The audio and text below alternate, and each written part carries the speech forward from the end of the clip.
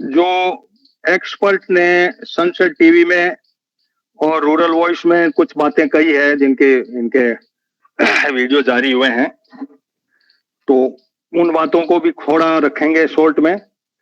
और second session हमारा ये है कि जो अंतर्राष्ट्रीय समझौते हैं उसके अंदर फार्मर्स का कहाँ एग्जिस्टेंस है, कहाँ उसको होना चाहिए था, कहाँ नेग्लेक्ट हुआ है, ये सब बातों के ऊपर हम थोड़ा थोड़ा प्रकाश डालेंगे। फिर एक्सपर्ट से कुछ राय भी लेंगे कि हम क्या, क्यों ट्रेडिशनल नॉलेज के ऊपर हमारा केंद्रित रहेगा कि ट्रेडिशनल नॉलेज फार्मर का कोडिफाइड नहीं हो पाया है, और इसके कारण से ये स्थिति बनी है कि ये इंटेलिजेंट प्रॉपर्टी राइट के अंदर जो भी लोग हैं, तो मॉनिटरिंग और नॉन मॉनिटरिंग सेटअप पे नोगया पे जो काम कर रहे हैं, तो उन लोगों के अंदर हम चाह रहे थे कि भाई फार्मर के ट्रेडिशनल नॉलेज का कंसिडरेबल सेटअप वर्ल्ड लेवल पे तो होगा, लेकिन इंडिया के लेवल पे ऐसा नहीं हो पा रहा। तो इस बिंदुओं को भी हम टच करेंगे आज के सेशन में। और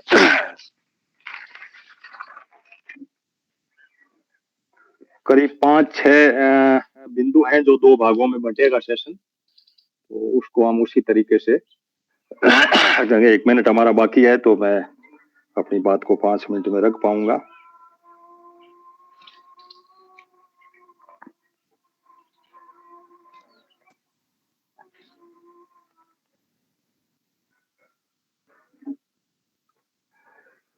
हाँ, नमस्कार सभी को। हमारे स्पेशल गेस्ट AK सिंह साहब जुड़ेंगे इसके बीच में। Second special guest RC Yadav साहब हमारे बीच उपस्थित हैं। डॉक्टर अनिल पनगल भी हमारे बीच उपस्थित है। मैडम नमिता का भी इंतजार करेंगे हम। इसके बीच में हम ये बात बता दें कि आज का पहला भाग ये रहेगा कि DMH11 जो हाइब्रिड सरसों दीपक पेंटल की लेबोरेटरी में दिल्ली यूनिवर्सिटी के रिटायर्ड जो VC थे, उन्होंने 10 साल के अपने प्रयास से जो किया है उसकी थोड़ी जानकारी, और उसके बाद में एक कन्वेंशन हुआ था बायोडायवर्सिटी के, तो उसके दायरे में कुछ प्रोटोकॉल हुए थे। उन प्रोटोकॉल में क्या क्या प्रावधान है और उन प्रावधान के अंदर किसान का कहाँ उसमें है, उसके ट्रेडिशनल नॉलेज की क्या वैल्यू है, क्या नहीं है, और पर्यावरण पे भी थोड़ी सी बात रहेंगे। तो मैं अपनी बात शुरू ही कर दूं, क्योंकि टाइम के हिसाब से AK सिंह साहब आएंगे, तब तक RC यादव साहब सुन रहे हैं। यादव साहब, मैं बात यहां से शुरू कर रहा हूं कि संसद टीवी के ऊपर दीपक पेंटल और 2-3 वैज्ञानिकों का जो ब्यौरा था उसको मैंने समअप किया था। GSE की मंजूरी मिल गई, इसकी खुशी जाहिर की गई। चिंतन ये किया गया कि 70% तेल आयात हो रहा है, 1 लाख करोड़ के विदेशी मुद्रा जारी है, इसलिए हम लोग जो है ये इस बात को मतलब प्रेफर करेंगे। मोटा मोटा उन्होंने जो बात बताई वो ये थी कि पब्लिक फंडिंग से ये टेक्नोलॉजी आ रही है और 20 से 25% जो है प्रोडक्शन इसमें बढ़ेगा। ये पेंटल साहब का था स्टेटमेंट। और उनसे जब एंकर ने मेरी तरह सवाल पूछा तो उन्होंने उपभोक्ता के बारे में कहा कि किसान को फायदा, उपभोक्ता का मुझे पता नहीं। फिर स्वदेशी जागरण मंच के लोग जुड़े और उन्होंने जो बात उठाई, उन्होंने कहा कि भाई इंडिजिनियस नहीं है, ये नहीं है सरसों, ये कनोला है। तो इस पे भी हम चाहेंगे कि फैक्ट क्या है। फिर उन्होंने एक बात उठाई कि भाई 3 इसमें अंदर डाले हैं, इसके अंदर तो 2 तो बैर के हैं, तो वो कंपनसेशन मांगेगा, तो उसके अंदर क्या होगा क्या नहीं होगा, ये बात भी उन्होंने उठाई थी।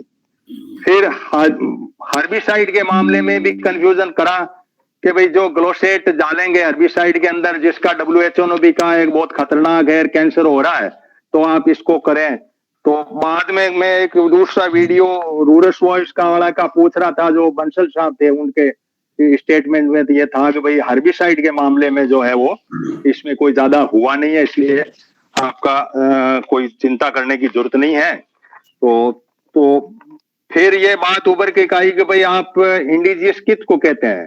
तो दीपल पेंटल का स्टेटमेंट था कि ये वहां से जो तेल के देश है वहां से सरसों आई, चाइना में आई और हिमालय से होकर के हड़प्पा और मोहनजोदड़ो ने अटेम्प्ट करती, इसलिए किसी को हम स्वदेशी कहें ये ऐसा नहीं है, ऐसा उनका मानना था। फिर ये था कि भाई हम एक्सपोर्ट का जो नहीं, इनका जो था स्वदेशी वाला, वो कह रहे हैं कि भाई पौधों के अंदर जानवरों के जिन्स की बात आई, तो उन्होंने कहा भाई कि जो एनके सिंह साहब थे जो इसके थे, उन्होंने ये बताया कि भाई हमारे तो बहुत सारे बैक्टीरिया हैं जो जानवर के कॉमन है, तो उसमें कोई ज्यादा ऐसी बात है नहीं, तो इसकी बातें आप हमें बता पाएंगे, क्योंकि मैं तो जो है वो गूगल टीवी और इनके सबको कंपाइल करके आपके सामने में अपनी बात को रख पा रहा हूँ कि बेयर कंपनसेशन मांगेगा तो क्या करेंगे, दो उसके डले हुए हैं जिनसे हैं, और बीज यदि किसान का खत्म हो जाएगा तो क्या होगा। फिर रूरल वॉइस वाला ने बंसल साहब से जो इंट्रो लिया, उसमें उन्होंने कहा कि भाई हाइब्रिड के अंदर इनकी प्रॉब्लम है कि सरसों के हाइब्रिड का नर और मादा एक ही फूल में होते हैं, इसलिए बड़ी प्रॉब्लम आती है। तब हमने कहा कि नर को मार करके फीमेल और मेल में मेल को खत्म करके दो पौधे अलग अलग किए और बासल्टा जेंस उसमें डाल कर हमने ये काम किया। भरतपुर की वरुणा है एक वैरायटी, एक उधर की बाहर की वैरायटी है जिसको डाला, और इन्होंने कहा कि इसका कनोला के अंदर कनाडा में बहुत सारे टेस्ट हो गए हैं।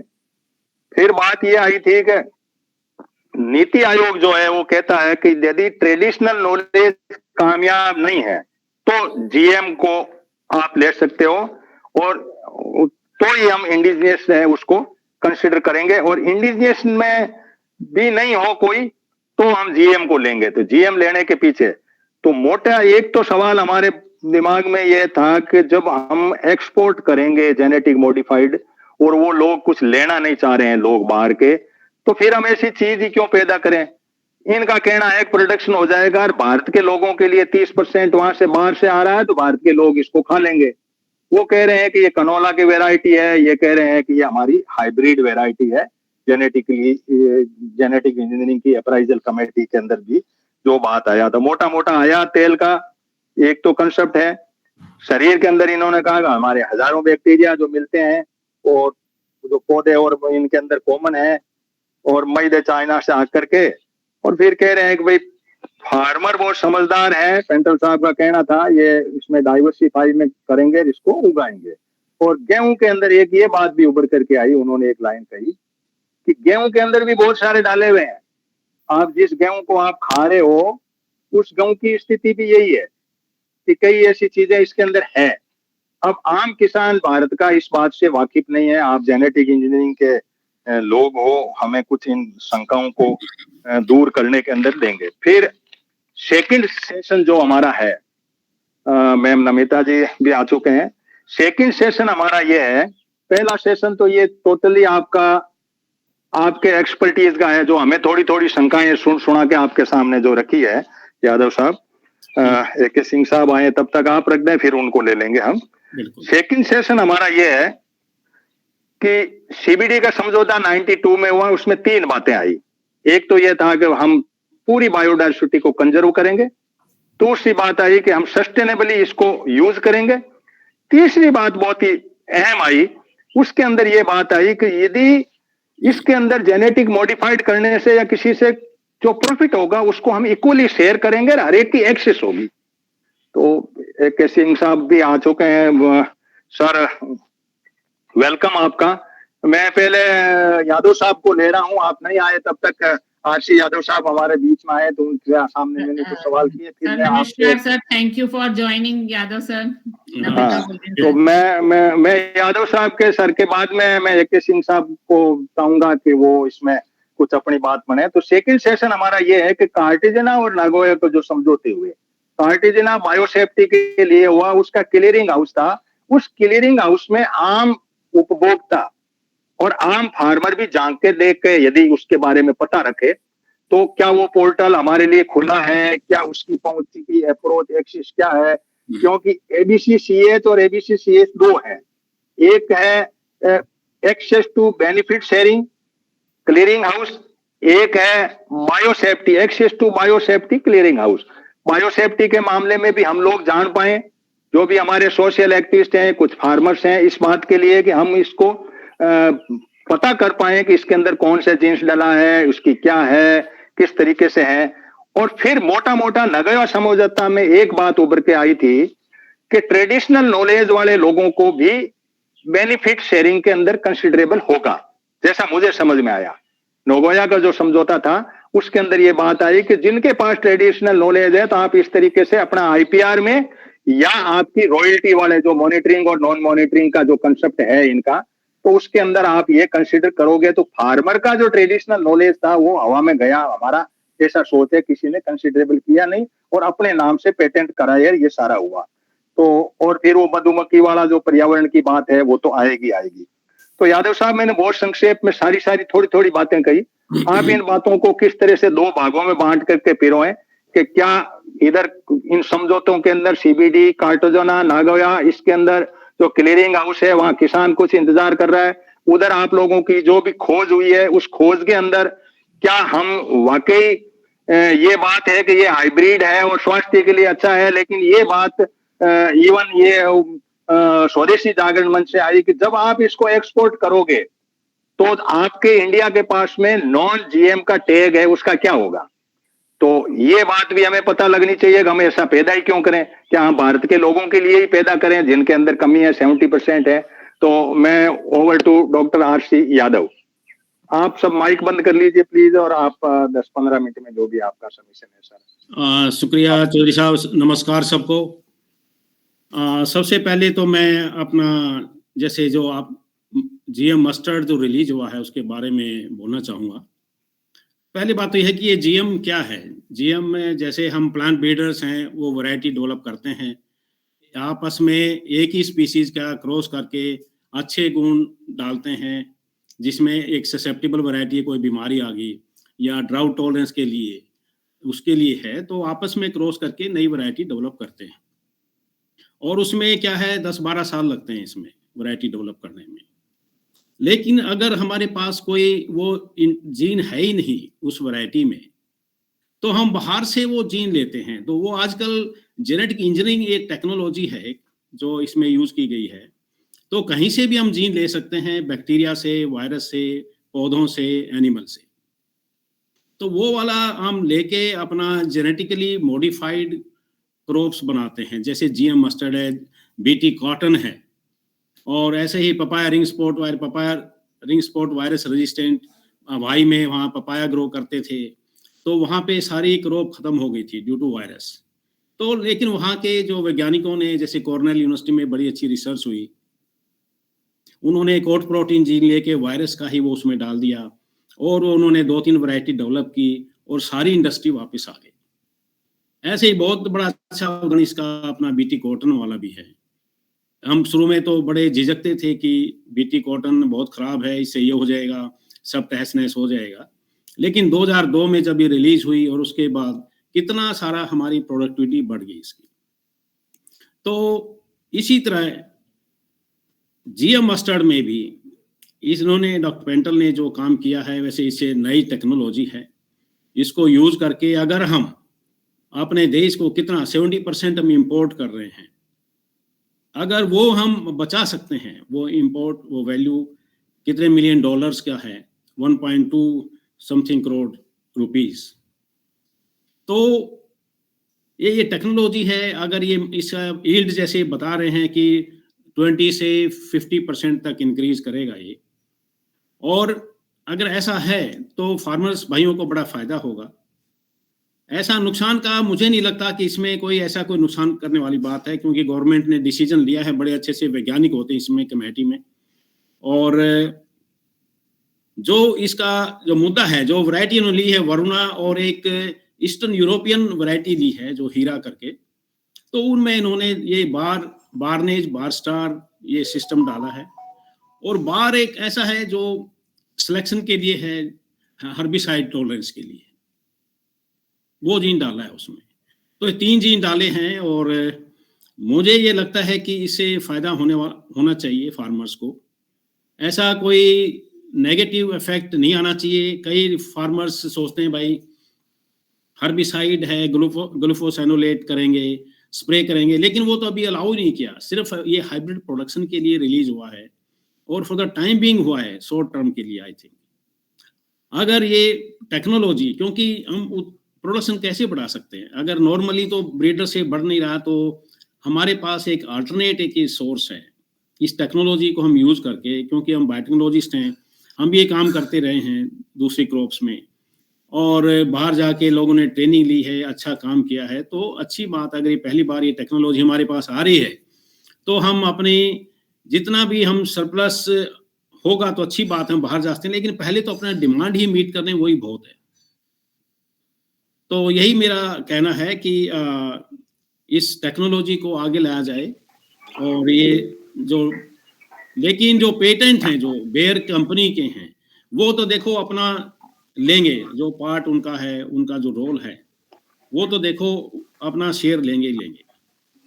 और इसे अब डिपेंड करता है कि क्योंकि कंपनी को ही जाएगा, कंपनी के थ्रू ही कमर्शलाइज होना है ये, तो वो डिपेंड करता है कि फार्मर्स पे कितना बोझ पड़ता है, इसका जो सीड जो मिलेगा। लेकिन एट द सेम टाइम मुझे समझ में नहीं आ रहा कि ट्रेडिशनली ब्रेड वैरायटी भी हमारी बहुत अच्छी है, प्लांट ब्रीडर्स हैं, बहुत अच्छा काम कर रहे हैं। मैंने देखा कि 28-29 क्विंटल वाली वैरायटी भी रिलीज की हैं, हमारे एचयू में भी रिलीज हुई हैं। यहाँ पे अपने भरतपुर में सेंटर है, उन्होंने बड़ी अच्छी वैरायटी रिलीज की है। लेकिन इनका ये है कि ये हम हाइब्रिड सीड प्रोडक्शन के लिए आगे के लिए और अच्छी वैरायटी यूज करके, जैसे अभी तो वरुणा और हीरा यूज किया इन्होंने, तो और अच्छी वैरायटी के साथ इनको हाइब्रिड प्रोडक्शन में एनहांसमेंट मिल सकती है। तो इस टेक्नोलॉजी मैं थोड़ा सा इंटरवेन आपको यूं कर दूं सर, के बेर के मामले में आपने कहा कि उनको तो कंपनसेशन जाएगा ही। हाँ जी। क्या हमारे किसान का कोई भी ट्रेडिशनल नॉलेज इस इतनी बड़ी रिसर्च में कहीं इन्वॉल्व नहीं है? आप जो भी बायोलॉजिकल टेक्नोलॉजी में काम करने वाले लोग हैं, तो पौधा कंजर्व किया किसने? फार्मर ने, या किसी पे हिमालय पे मिल गया होगा, लेकिन ये फार्मर ने ही कंजर्व किया। अब पौधा भी हमारा, कंजर्वेशन भी हमारा, कल्टीवेशन भी हमारा, और ट्रेडिशनल नॉलेज भी हमारा। तो इन सारे के अंदर ये नोगोया और कार्टाजाना समझौता जो कुछ भी हुआ, तो एक तो बायोसेफ्टी पे क्लियरेंस हमें चाहिए कि बायोसेफ्टी में क्या जीएम ठीक है, क्योंकि हमारे साथ कई ग्रुप जुड़े हुए हैं, नेचर ह्यूमन सेंट्री के लोग भी जुड़े हुए हैं, कई तरह के एक्टिविस्ट लोग जुड़े हुए हैं, कई वैज्ञानिक भी जुड़े हुए हैं। इनकी सबकी शंकाएं जो हमारे सेशन में आई है वो ये है कि क्या बायोसेफ्टी के अंदर ये क्लियरिंग हाउस में जाने के बाद में आदमी के, ह्यूमन के खाने के लिए अच्छा है? खाने के लिए अच्छा है तो फिर नॉन जीएम टेक के तहत हम क्यों भेज रहे हैं माल? तो मेन ये है कि हम किसी में प्रोडक्शन के पीछे हमारे शरीर को खत्म कर दें, कहीं ऐसा तो नहीं है? फिर ये है कि किसान की किसी नॉलेज को हम कंसिडर ही नहीं करें। इन दो बातों पे थोड़ा प्रकाश डालिए सर। सर, ट्रेडिशनल नॉलेज देखो किसानों का यूज होना चाहिए, जो नॉलेज है आप लोगों ने कंजर्व किया है। अगर आपकी कोई वैरायटी है, फार्मर्स वैरायटी यूज कर रहे हैं, तो उसमें तो देखो शेयर होना चाहिए। कई बार हमारे फार्मर्स बड़ी अच्छी वैरायटी रिलीज कर रहे हैं, कई रजिस्टर कर रहे हैं वैरायटीज। अगर उस मटेरियल को यूज करते हैं वैज्ञानिक और कुछ अच्छा मटेरियल डेवलप होता है, तो उसका शेयर फार्मर को भी जाना चाहिए। तो नहीं, ये जो क्लियरिंग हाउस के अंदर जाएं, हमारी एक्सेस के मामले में क्या है कि जैसे बेनिफिट शेयरिंग का जो क्लियरिंग हाउस है, जो नगोया के तहत में, जो एबीएससीएच का है, वहां आम काश्तकार उसके अंदर जाए, पता करे कि ये इन्होंने जो कुछ भी डेटा लिए हैं कहाँ से लिए हैं, क्योंकि हमारी किसान की तो बेनिफिट शेयरिंग के ऊपर है और उपभोक्ता का है बायोसेफ्टी के ऊपर। उपभोक्ता चाहता है मैं अच्छा खाऊं, किसान चाहता है कि मेरे बेनिफिट को शेयर करूं। इस सारी बात के ऊपर क्या हम कहीं, हमारे एक्टिविस्ट लोग कहीं एंट्री ले सकते हैं? आपका काम एक ठीक है, हाइब्रिड हो गई, आपने एक नई वैरायटी कर दी जो हर्बिसाइड के लिए भी ठीक, सब बातें आ गई, लेकिन हमारे जो चिंतन है वो इस पॉइंट पे पिन पॉइंटेड है। इस पे फिर मैं AK सिंह साहब के पास जाना चाहूंगा। उनका टाइम काफी वैल्यूबल है और वो हम चाहेंगे कि वो अपना समय जो भी दें वो जल्दी से हम उनको टच करना चाहेंगे। तो इस पे आप 1 मिनट में आप बात रखें, फिर मैं AK सिंह साहब से। ये जो नागोया जो अपना एग्रीमेंट है, जो प्रोटोकॉल है, ये क्या है? अगर विदेश से आप कुछ मंगा रहे हैं, कुछ LMO है, मॉडिफाइड GMO है, तो उसका जो बेनिफिट अगर हमारे यूजफुल है, तो अगर वो कमर्शलाइज करते हैं अपने कंट्री में, जैसे बाहर से USA से मंगाया, कनाडा से मंगाया, उसको हम अपने देश में आ गया और उसको कमर्शलाइज कर दिया, तो उसका हमें बेनिफिट शेयरिंग उनको देना पड़ेगा। तो नहीं, एक्सपोर्ट नहीं होगा क्या? हमारा जो ये आप वैरायटी बना रहे हैं ये एक्सपोर्ट भी तो होगा ना? बिल्कुल होगा, अगर एक्सपोर्ट करते हाँ, हैं। एक्सपोर्ट होगा तो किसान को शेयरिंग, जब हमारी 70% नीड पूरी हो गई, हाँ जी, अब हाँ हम चाह रहे हैं कि 70 के बाद में और हुआ, जैसे हमारी स्वदेशी वैज्ञानिक, मान लो एरिया बढ़ता है, लोगों का, किसानों का रुझान बढ़ता है, तो हम एक्सपोर्ट भी करेंगे। एक्सपोर्ट के अंदर जब हम चाह रहे हैं कि इस क्लियरिंग हाउस के अंदर हम ये देख पाए कि बायोसेफ्टी का तो उस देश को देखना जिसको खाना है, जैसे हम इंपोर्ट करें तो हमें देखना है और एक्सपोर्ट करें तो उनको देखना, लेकिन हम ये चाह रहे हैं कि हमारे जो बेनिफिट है फार्मर के, इस बेनिफिट को यदि हम एक्सपोर्ट करें तो इसकी डेटा हमें कहाँ अवेलेबल होंगे, ऐसा कोई आपकी जानकारी में हो तो हमें दे, ताकि हमारे एक्टिविस्ट लोगों को हम टीम बना के इन जो ये क्लियरिंग हाउस है इसके डेटा को एक्सेस करें हम लोग, और इसके अंदर हमारी जो किसान यूनियन है, एसकेएम वगैरह है, इनसे भी हमारी बात हो रही है, उनसे ये कहें कि भाई हम ABS-CH के पोर्टल पे जाएं और किसान का उसके अंदर जो राइट्स हैं उसकी अपनी बात को रखें। इसके बारे में 1 मिनट कहें, फिर मैं AK सिंह साहब को देता हूँ। आप मेरे ख्याल तो ये अगर एक्सपोर्ट कर रहे हैं हम, जैसे GM मस्टर्ड ही है, कल एक्सपोर्ट होता है, तो जो भी कंट्री मंगाता है तो उनको हमें बेनिफिट शेयरिंग करना पड़ेगा अपने कंट्री के साथ। लेकिन फार्मर्स, चलो ठीक है सर, और भी साथी जुड़े हैं, कई वैज्ञानिक हैं इसमें, तो मैं उनको बाद में लूंगा, क्योंकि AK सिंह साहब हमारे बीच उपस्थित हैं, इंडियन एग्रीकल्चर की हाईएस्ट पोस्ट पे आप आसीन हैं और IAR पे ऊपर, और हम बहुत ही सौभाग्यशाली है कि हमारे इस ग्रुप में आप समय दे रहे हैं, तो और इसके लिए नमिता जी को भी मैं धन्यवाद दूंगा कि उन्होंने हमारा लाइजन करके और आपका समय लिया। तो सिंह साहब, आप अपनी बात को इस सापेक्ष में रखें कि वैरायटी अच्छी है, ये तो आप लोगों ने की है और आपका इन्वॉल्वेशन है, हम भी उस पे अंदर शरीकत है, लेकिन किसान भी उसमें कहीं इन्वॉल्व हो और किसी न किसी तरीके से हमारा जो सोच है वहां जाकर के है कि हम इन क्लियरिंग हाउस में भी कहीं न कहीं अपना वेटेज बनाए करें। तो ओवर टू AK सिंह साहब।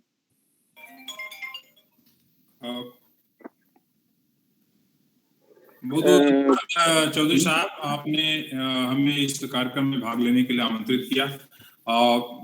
मुझे ऐसा अनुमान था कि शायद ये चर्चा विशेष रूप से GM मस्टर्ड, जिसके लिए अभी हाल में क्लियरेंस दिया गया है, उसके संदर्भ में कुछ भ्रांतियां हैं और उनके ऊपर स्पष्टीकरण के लिए इस चर्चा का आयोजन किया गया था। नगोया प्रोटोकॉल और international treaty on plant genetic resources एक बहुत बड़ा मुद्दा है और इस पर हम लोग अलग से बैठ करके किसी दिन पूरे दिन की कॉन्फ्रेंस कर सकते हैं।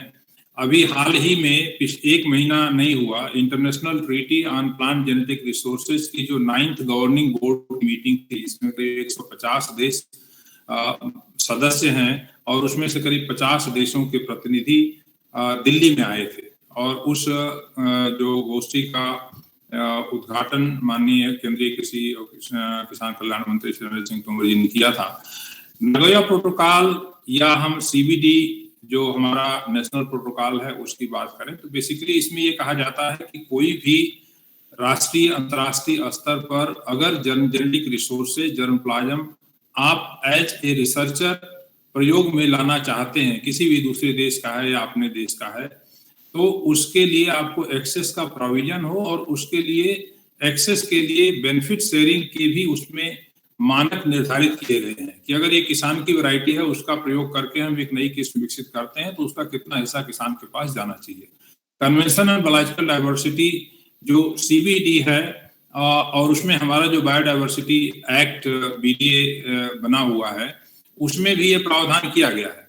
अब सवाल ये उठता है कि किसी भी बेनिफिट शेयरिंग को क्लेम करने के लिए सबसे महत्वपूर्ण जरूरी बात यह है कि हमारी जो भी धरोहर है जिसको हम लोगों ने सदियों से बचा करके सुरक्षित करके रखा हुआ है, उसका हम जो राष्ट्रीय नियम है, कानून है, उनके तहत हम उनका प्रोटेक्शन करें।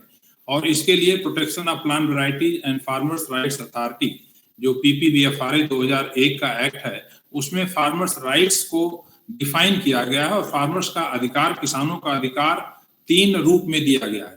पहला किसान का अधिकार है एक कंजर्वर के रूप में कि जो हमारी प्लांट बायोडाइवर्सिटी है उसको सदियों से किसान सुरक्षित करके रखे हुए हैं, और उस कंजर्वर के रूप में उसका क्या अधिकार बनता है। जैसे हम बात करेंगे केरला की एक वैरायटी है राइस की पुखाली, जिसके अंदर खारे पानी में होने की बहुत क्षमता अच्छी पाई जाती है। उसी तरह से जो बहुत सारी चावल की विशेष किस्में हैं, मणिपुर ब्लैक राइस है जिसके अंदर मेडिसिनल प्रॉपर्टीज होती है, पूर्वी उत्तर प्रदेश से काला नमक चावल है, और इन सबको जीआई जियोग्राफिकल इंडिकेशन के अंदर संचित किया गया है, और बहुत सारी फार्मर्स की किस्मों को पीपीवीएफआर में प्रोटेक्शन दिया गया है। तो एक तो प्लांट जेनेटिक रिसोर्सेज को कंजर्व करने के रूप में किसान के अधिकार जो है उसको हमको मान्यता मिली है इस एक्ट के तहत। दूसरा यह है अधिकार किसान का, किसान पौध प्रजनक के रूप में, ब्रीडर के रूप में, बहुत सारे किसान इतने अच्छे हैं जो खुद अपनी किस्में नई विकसित कर रहे हैं, उन किस्मों को भी वो पीपीएफआर में प्रोटेक्ट करा करके और उसके ऊपर अधिकार प्राप्त कर सकते हैं, और उनको वही अधिकार दिया जाता है जो किसी फार्मल ब्रीडर को दिया जाता है।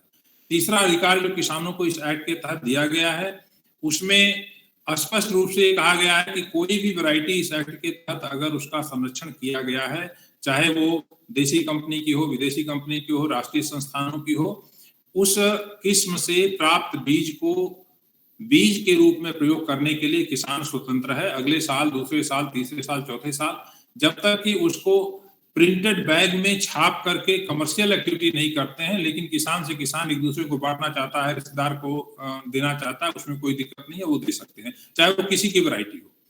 तो जो बात आप प्लांट जेनेटिक रिसोर्सेज के कॉन्टेक्स्ट में कह रहे हैं कि किसानों के द्वारा जो संरक्षित जैव संपदा है उसका प्रयोग करके और कोई नई किस्म बनाता है तो किसानों को उसका अधिकार मिलना चाहिए और उसका हक मिलना चाहिए, इसके पूरा प्राविधान किया गया है। इसके ऊपर हम अलग से एक दिन आपको साथ चर्चा करके, और पूरा इसमें और भी जो लोग हैं इससे संबद्ध हैं, जैसे आपका बायोडाइवर्सिटी एक्ट अथॉरिटी जो है उससे हम किसी को ले सकते हैं साथ में, national bureau of plant genetic resources है उससे साथ में ले सकते हैं और उसके ऊपर पूरा चर्चा कर सकते हैं क्या क्या अधिकार हैं। उसके लिए सबसे पहले जरूरी बात यह है कि जो प्रावधान है उस प्रावधान के तहत हमें अपने अधिकार को सुरक्षित करना पड़ेगा।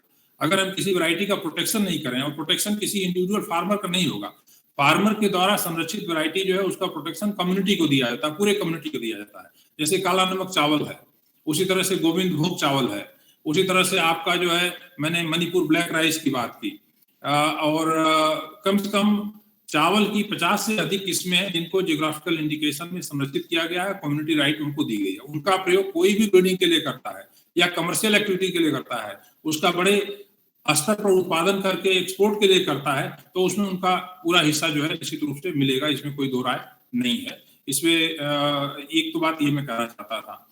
दूसरी बात, जो DMH11 या मस्टर्ड के जो इवेंट्स हैं संकर बीज उत्पादन के लिए, उनकी जो क्लियरेंस मिली है उसके ऊपर जो कई भ्रांतियां सुनने में आ रही हैं, उस पर कुछ मैं स्पष्टीकरण देना चाहूंगा, और मुझे बहुत प्रसन्नता होगी अगर कोई स्पेसिफिक प्रश्न है वो भी हमसे किया जाए, उसका भी जवाब हम देंगे। हम लोग यहाँ पर लड़ाई झगड़ा करने के लिए नहीं बैठे हैं, एक दूसरे की बात काटने के लिए नहीं बैठे हैं, लेकिन जो उसका व्यवहारिक और वैज्ञानिक पक्ष है उसके ऊपर चर्चा करने के लिए। यहाँ सर मैं आपसे निवेदन कर दूं, सारे वैज्ञानिक माइंड के लोग हैं उपस्थित हैं, सभी एक्सपर्टीज हैं, इसलिए आपसे स्पेसिफिक ही बात होगी, इधर उधर की नहीं होगी। अब जो है मैं एक एक करके बात करता हूँ। पहली बात, जैसे ये प्रश्न उठाया जा रहा है इस तकनीक के बारे में कि ये तकनीक स्वदेशी नहीं है, जो जेनेटिकली इंजीनियर्ड मस्टर्ड है जिसके द्वारा कि संकर बीज, पहले टेक्निक क्या है ये भी थोड़ा मैं और सरल शब्दों में बताना चाहूंगा, डॉक्टर यादव ने जरूर बताया है।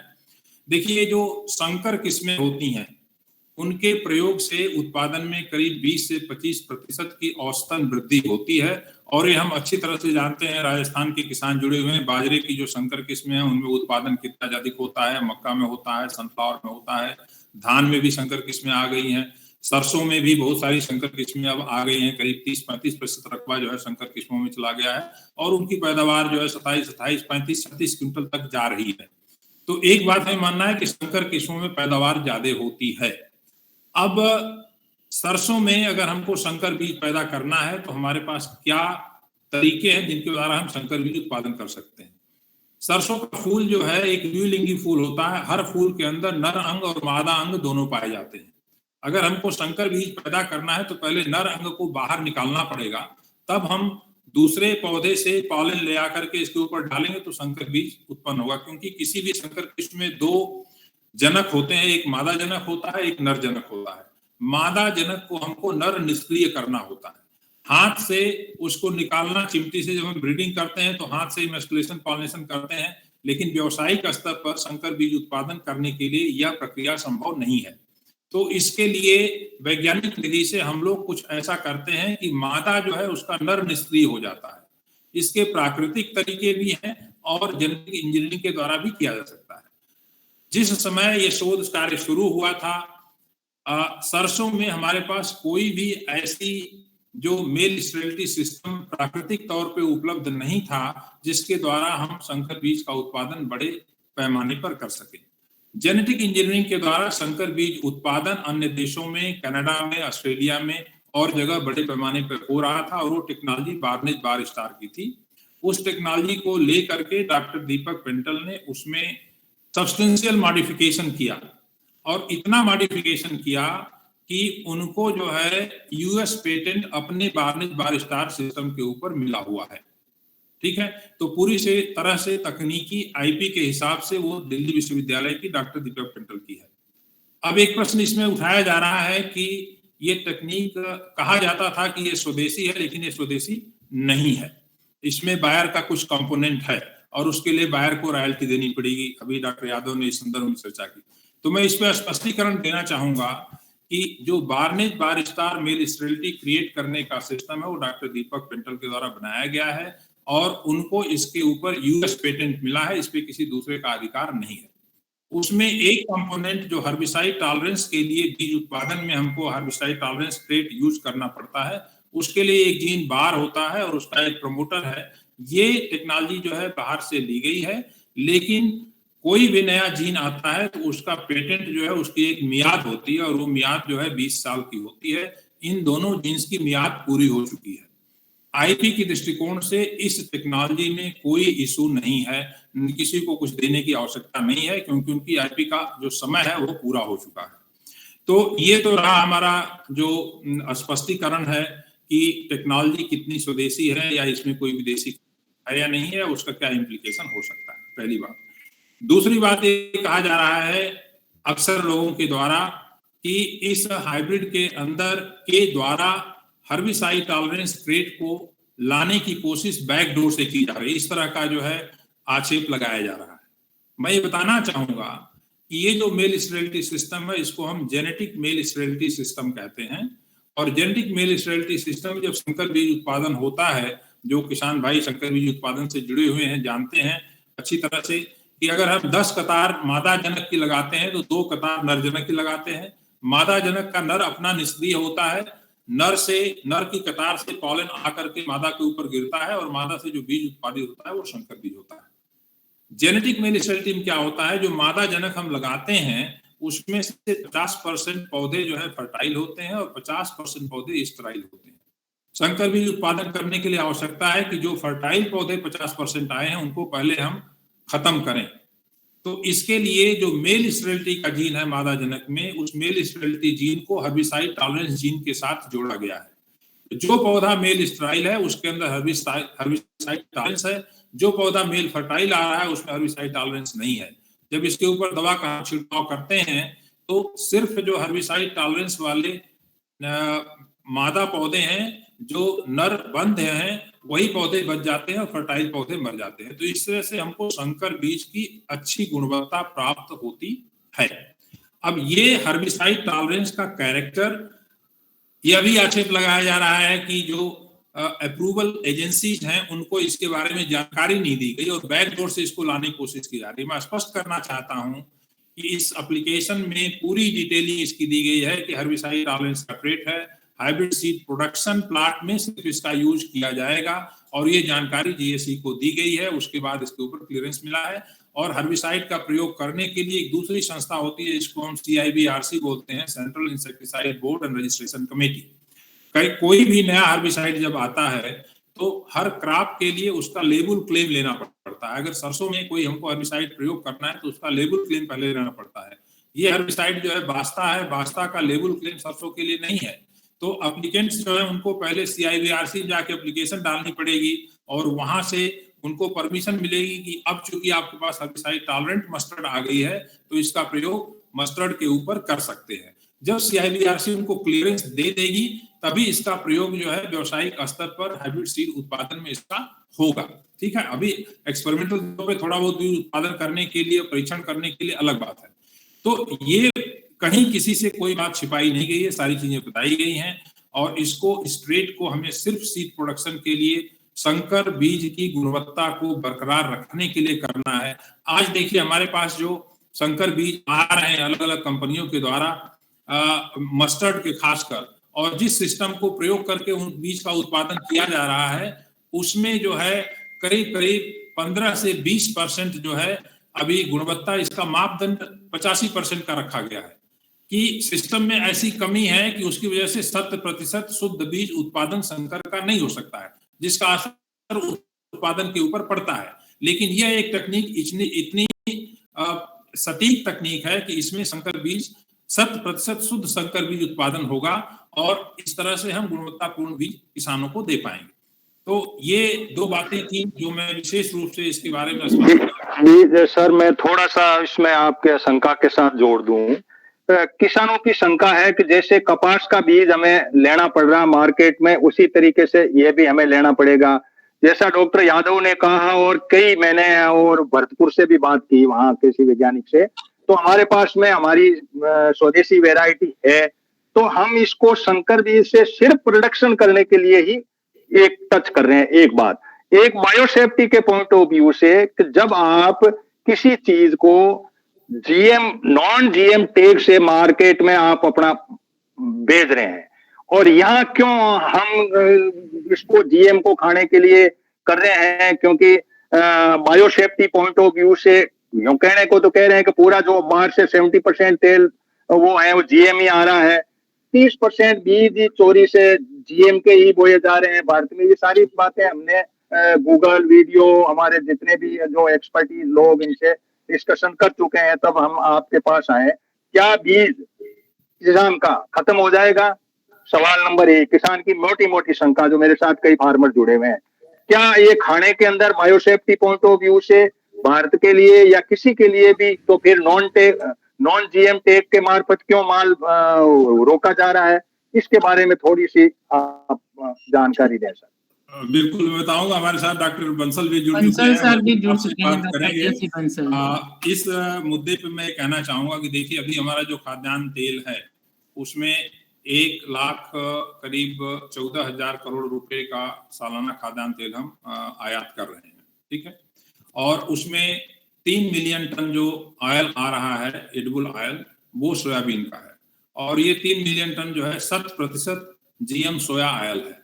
ठीक है, और उसको हम यहाँ पर कंज्यूम कर रहे हैं, कोई दिक्कत उसमें नहीं है।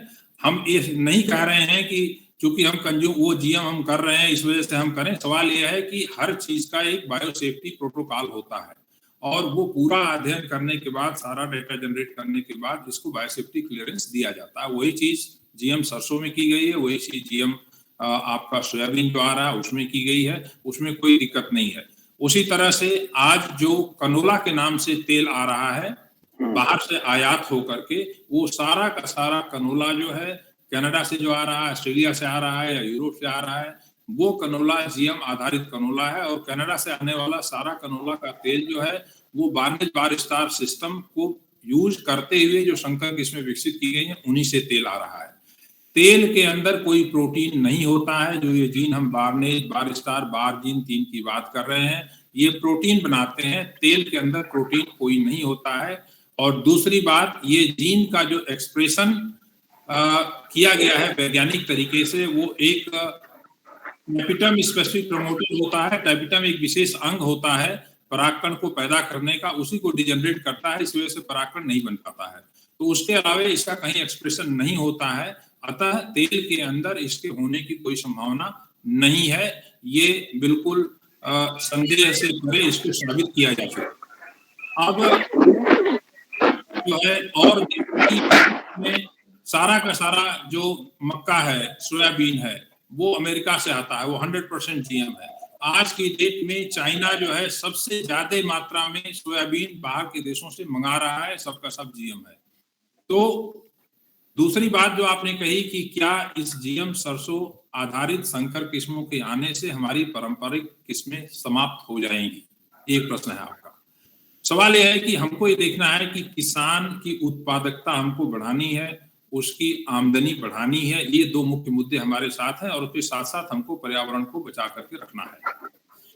अब जो हम सर यहाँ पर्यावरण पे आप आए तो मधुमक्खी के मामले में जितने वीडियो या गूगल पे बात है कि हमारे मधुमक्खी के ऊपर सही मायने में, वैसे डॉक्टर पेंडल ने तो कहा है कि हमने दिल्ली और पंजाब में इसका एक्सपेरिमेंट किया, मधुमक्खी नहीं मर रही है, लेकिन इसके बात उभर के ये आ रही है कि इसके सारे एक्सपेरिमेंट ऑस्ट्रेलिया और कनाडा में हुए हैं, न कि भारत में हुए हैं। भारत की मधुमक्खी मरेगी ऐसा कुछ मानना लोगों का।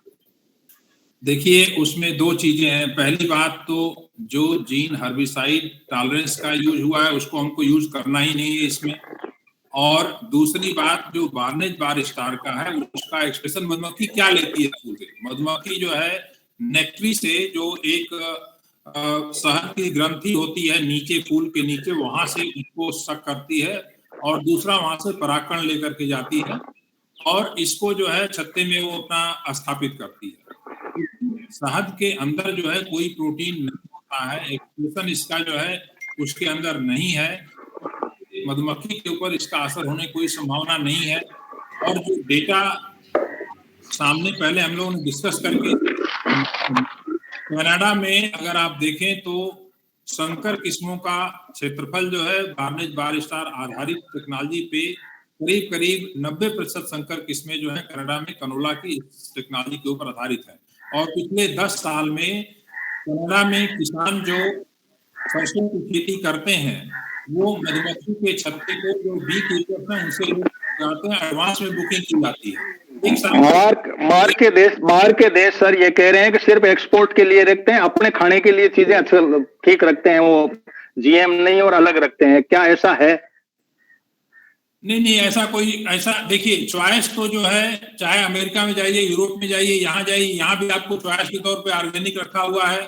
आप किसी भी बाजार में जाइए, ऑर्गेनिक आपको खाना, आप ऑर्गेनिक खाइए। बाकी चीजें हमको वैज्ञानिक दृष्टिकोण से देखना है कि जो हम अपने उपभोक्ताओं को, नागरिकों को दे रहे हैं वो हर तरह से सेफ है, उसमें कोई किसी तरह की कमी नहीं है। नहीं सर इसमें क्या है कि वैज्ञानिक के साथ साथ में मोटा कंसेप्ट ये आया है कि हम प्रोडक्शन बढ़ा रहे हैं, हमारी आयात को फुलफिल कर रहे हैं, जो भी आप हमारा इंपोर्ट हो रहा है उसका बायोसेफ्टी के क्लियरेंस हाउस के अंदर हमारे काफी एक्टिविस्ट लोग, इसमें जम्मू कश्मीर से भी एक वैज्ञानिक जुड़े हुए हैं, 1-2 मैंने और भी जोड़े हैं। फूड टेक्नोलॉजी के डॉक्टर अनिल होंगे तो उनसे भी बात करेंगे। हम फूड के मामले में खाने में कमजोर हो कोई चीज भारत का आदमी खाए, पहला सवाल कि हम बायोसेफ्टी के पूरे उसकी जानकारी करें। सिर्फ प्रोडक्शन के लिए जब हमारी देशी चीजें हैं तो क्यों नहीं करें। फिर बीज के मामले में भी हम कहीं ऐसे सकते में नहीं आ जाएं। तो करीब ये तो खैर सुप्रीम कोर्ट में 10 तारीख को पेशी भी है, उसमें क्या बात आती है। हम लोग भी इसमें लगे हुए हैं चिंतन के लिए, इसलिए ये वर्चुअल मीटिंग रखी है। इसमें फार्मर के भी काफी लोग इसमें जुड़े हुए हैं इस बात के लिए। तो डॉक्टर बंसल हमारे बीच हैं। तो डॉक्टर बंसल, आप का मैंने रूरल वॉइस पे वीडियो सुन लिया, हमारे ग्रुप में भी मैं लोगों को कर लूंगा। मोटे मुझे एक ही बायोसेफ्टी पॉइंट ऑफ व्यू से यदि कार्टोजाना का जो समझौता है उसके क्लियरिंग हाउस के अंदर हमारे अंदर जाकर के और हमारे कुछ साथी या किसान या उपभोक्ता जाके ये देखे कि ये बायोसेफ्टी पॉइंट ऑफ व्यू से it is okay for the human और नॉट। एक बात तो यहाँ पे हम कंफ्यूज हो रहे हैं। अब मधुमक्खी कैसे होगी, क्या होगी, गॉड नोज। दूसरा हमारा ये है कि किसान को, पेंटल साहब ने किसान को कितना कंसिडर किया उसके ट्रेडिशनल नॉलेज में। हमारी खुद की जो वैरायटी थी उस वैरायटी में हमने कंजर्व करके रखी और उसको एज ए ब्रीडर उसको पनपाई भी और उसका बीज भी रखा। और उसके बाद में एक हीरा नाम की वैरायटी लाई और वैज्ञानिक तौर पे उसमें किया, क्योंकि हमारे ग्रुप के अंदर सीधी बात, खड़ी बात में ये उभर के आती है कि वैज्ञानिक लोग ऐसी में बैठ के किसी में जीन डाल के तो बहुत कमा लेते हैं। किसान खेत में खड़ा है, फावड़ा लेके खड़ा है, मजदूरी कर रहा है, खेत भी उसका है, मेहनत भी उसकी है, उसके ट्रेडिशनल नॉलेज को साइड बाय कर दिया जाता है। इसके बारे में डॉक्टर बंसल आप थोड़ा सा हमें संतोष दें। किसान जुड़े हुए हैं, कईयों ने हैंड रेज भी कर रखे हैं, मैं उनको लूं। इसके पहले मैं एक्सपर्टीज लोग आए हुए हैं, उनसे मैं काफी सवाल शायद हो सकता है, आपके मन की बातें मैं कह रहा हूं तो बड़ी आप थोड़ा सा इस पे डालें कि हम किसान के भले के लिए, काफी लोग यहाँ इंटरेस्टेड है, उपभोक्ता के भले के लिए है। अच्छी बात है। आगे बहुत बहुत धन्यवाद आपका हनुराम राम चौधरी साहब, बहुत बहुत धन्यवाद आपका और प्रोफेसर नमिता सिंह का जिन्होंने मुझे आमंत्रित किया। और मुझे बहुत खुशी है कि हमारे हरियाणा के, मैं हरियाणा हिसार से हूँ, कि किसान भाई बहन बहुत जागरूक हैं, बहुत अच्छा इंटरेस्ट ले रहे हैं, जानने की कोशिश कर रहे हैं। मुझे बहुत खुशी है इस बात से। और चौधरी साहब, मैं आपके सामने जो बायोसेफ्टी की आपने बात की और जो डॉक्टर अशोक कुमार सिंह बहुत जाने माने वैज्ञानिक हैं हमारे भारतवर्ष के, उन्होंने जो बातचीत की, मैं आपके सामने कुछ मुद्दे ये रखना चाहता हूँ।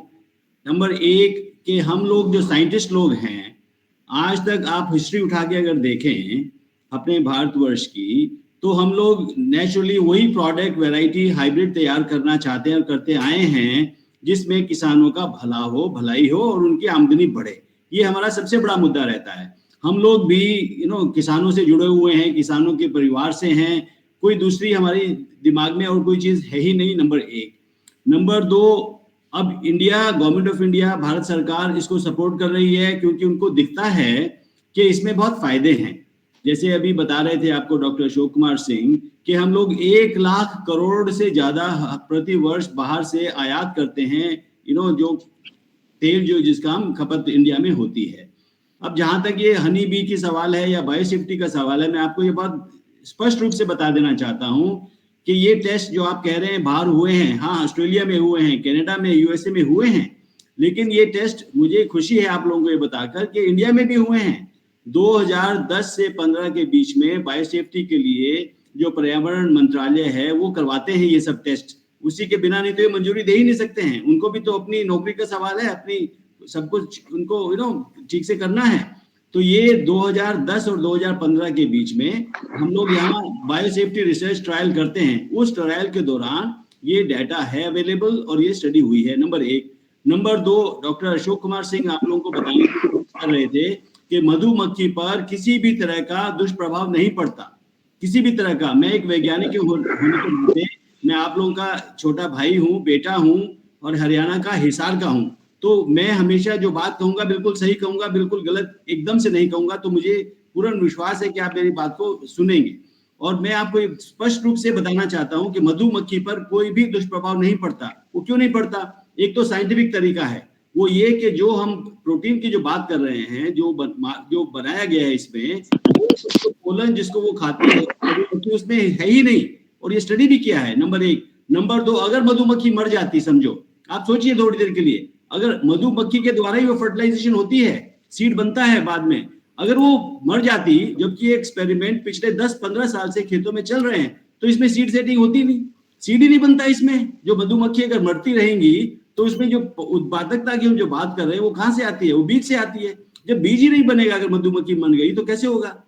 तो ये ऑस्ट्रेलिया में, यूएसए में और कनाडा में, और कनाडा का तो हनी जो है आप उठा के देखें रिपोर्ट्स, कोई भी किसी तरह की डाल देगा। लेकिन मेरी सिर्फ आप लोगों से सिफारिश, रिक्वेस्ट, प्रार्थना यही है कि जो साइंटिस्ट है, मुझे खुशी है कि आप आज हम साइंटिस्ट लोगों को आपने मौका दिया कि साइंटिस्ट की जो बात है सिर्फ वही सुनिए आप।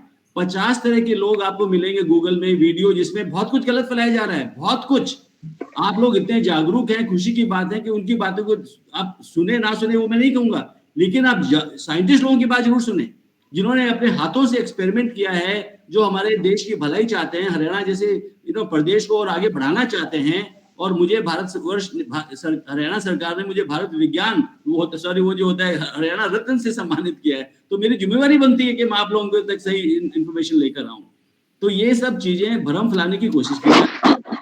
और दूसरी बात एक बोल दीजिए सर, है ये टेक्नोलॉजी जो हाइब्रिड जो बन रहा है, ये अभी जो एक ही हाइब्रिड की बात कर रहे हैं हम, DMH11, और ये 2 चीजों की मंजूरी मिली है। एक तो टेक्नोलॉजी की मंजूरी मिली है कि जो पेरेंटल लाइंस, जो डॉक्टर अशोक कुमार सिंह आपको समझा रहे थे ठीक से, जो पेरेंटल लाइंस है उनको मिलाकर जो ये हाइब्रिड बनता है वो DMH बना हुआ है। लेकिन उन पेरेंटल लाइन से वो जो फीमेल और मेल जो पेरेंटल लाइन्स है वो दूसरी किस्मों में भी जा सकता है और नए नए हाइब्रिड बनेंगे। कॉटन में यही हुआ, कॉटन में बहुत से लोग आपको मिलेंगे, आप गूगल पर जाइए, जो कि इसकी बहुत क्रिटिसिज्म कह रहे हैं कि कॉटन तो बिल्कुल बेकार हो गया, इंडिया को बेकार कर दिया। वो ये लोग ये नहीं समझते कि 2002 में जो हमारी प्रोडक्शन 13-14 मिलियन थी वो आज 35 मिलियन कैसे हो गई। एक सीधा सा सवाल है, आप किसी से पूछ लीजिए कि कैसे हो गई। वो हाइब्रिड्स बने उसमें नई नई तरह के, और ऐसे ही हाइब्रिड संभावना है और मुझे पूरा विश्वास है। वो तो देखो बंसल साहब, ऐसा है कि जैसे जो एक्टिविस्ट लोग ये कह रहे हैं कि भाई एक तो एरिया कम है इसका, एक हमें एमएसपी नहीं मिलती, इसलिए क्रॉप डाइवर्सिफिकेशन के कारण से नहीं है। मैं AK सिंह साहब, मैं आपसे थोड़ा सा, जब बंसल साहब ने ये बात कही, हम वाकई वैज्ञानिकों के आश्रित हैं, लेकिन सरकार की इसके अंदर दखल बताऊं कि PPV एंड FR जो एक्ट है, इस एक्ट को क्रश किया जा रहा है। अभी जो कानून ला रहे हैं मोदी जी इस बीज के मामले में, सीड एक्ट, मैंने सांसद का चुनाव लड़ने के बाद में एकमात्र यही काम पकड़ा कि सरकार कौन कौन से कानून ला रही है अपने आप को सांसद मानते हुए। तो PPV एंड FR के जो प्रोविजन है वो बीज वाले में खत्म कर रहे हैं, पहला मुद्दा। फिर दूसरा मुद्दा यह है कि दिव्या फार्मेसी ने, पतंजलि ने है, जो 2021 का जो बायोडाइवर्सिटी का एक्ट आया उसमें जो बदलाव किया, उसमें किसान को साइड बाई कर दिया। किसान के ट्रेडिशनल नॉलेज को नोगोया समझौते में थोड़ा बहुत कंसिडरेबल था, उसको साइड में कर दिया। अब इसमें क्या है कि वैज्ञानिक अपनी सीमा में रहते हैं, तो हमारी इच्छा ये रहती है कि आप लोग मोस्ट वेलकम है, हमारे जैसे प्लेटफॉर्म पे आए। और सीड बिल के अंदर ये पब्लिक डोमेन में पड़ा है और इसमें बहुत सारे एक्टिविस्ट लोग जुड़े हुए हैं जो बहुत संघर्षशील है, जम्मू कश्मीर से जुड़े हुए हैं या NSCPM के लोग हैं, वो हैं। अब उनके अधूरे ज्ञान में हम क्या करते हैं कि आपस में भटकते से रहते हैं, जैसे आपने काफी क्लियरिफिकेशन किया हमें। लेकिन सरकार जो है प्रो कॉर्पोरेट रहती है, प्रो फार्मर कम रहती है।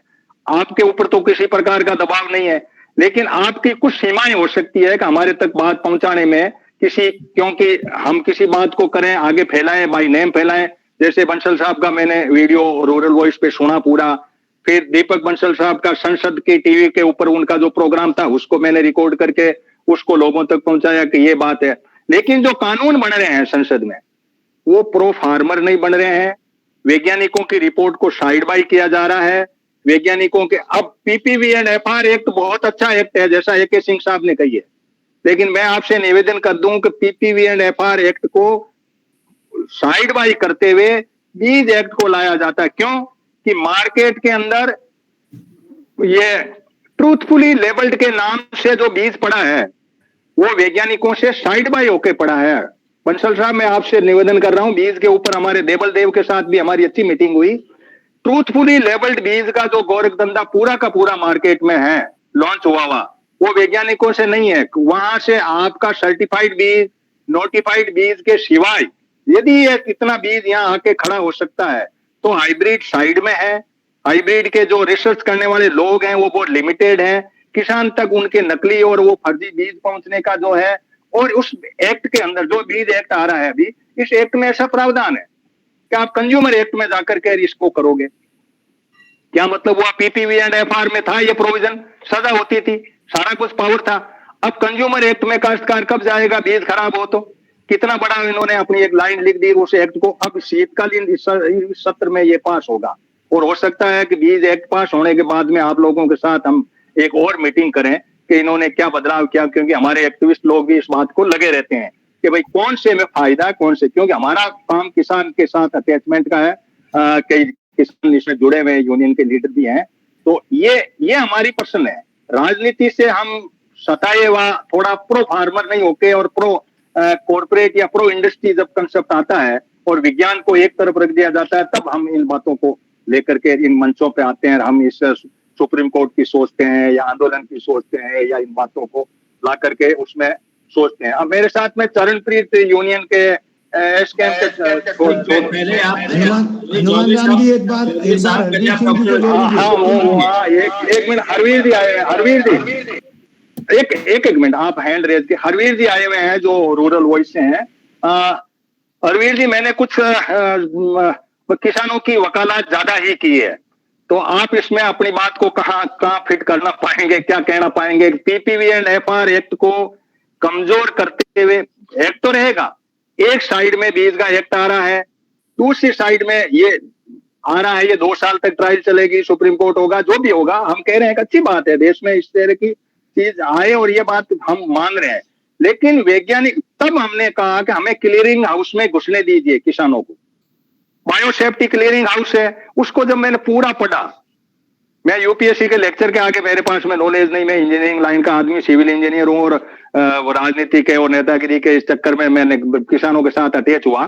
जब मुझे पता लगा कि क्लियरिंग हाउस के अंदर, अब आप लोग क्लियरिंग हाउस में कहां तक आपकी एक्सेस है आई डोंट नो, हो सकता है यूनिवर्सिटीज लेवल की तो होगी क्योंकि क्लियरिंग हाउस कोई तो खोलता होगा। तो बायोसेफ्टी के डेटा भी हमें मिले, हम बाहर जाकर के लोगों में डिस्कशन करें। हमें इस बात के भी लिखे कि प्रॉफिट के अंदर किसान का प्रॉफिट शेयर हुआ कि नहीं हुआ, कंजर्वेशन है कि नहीं है। ये हमारे 2 कंफ्यूजन ज्यादा हमें पंच कर रहे थे। फिर ये बिल आ रहा था, इस बिल के अंदर भी लगा गया, आपने छेड़ ही दिया, आपको अच्छा नॉलेज है कानून के बारे में। जब बात हुई तो मुझे बड़ी खुशी हुई कि एक वैज्ञानिक आदमी कानून की पूरी जानकारी रखते हुए, सीबीडी और कन्वेंशन वगैरह ये करते हुए, क्योंकि हमारा तो काम है इन बातों पे ऊपर डिस्कशन करने का और चिंतन ही करने के लिए 24 घंटे हम ये इन्हीं बातों को डिस्कस करते हैं, ऐसे ही लोगों के पास में बैठे रहते हैं। अब हरवीर जी, आप कुछ अपना सबमिशन इसमें दीजिए। बहुत बड़ा सेशन हमारे बीच में, बहुत बड़े लोग हैं उपस्थित, आपका वीडियो भी हमने सुना और भी मैं शेयर करूंगा।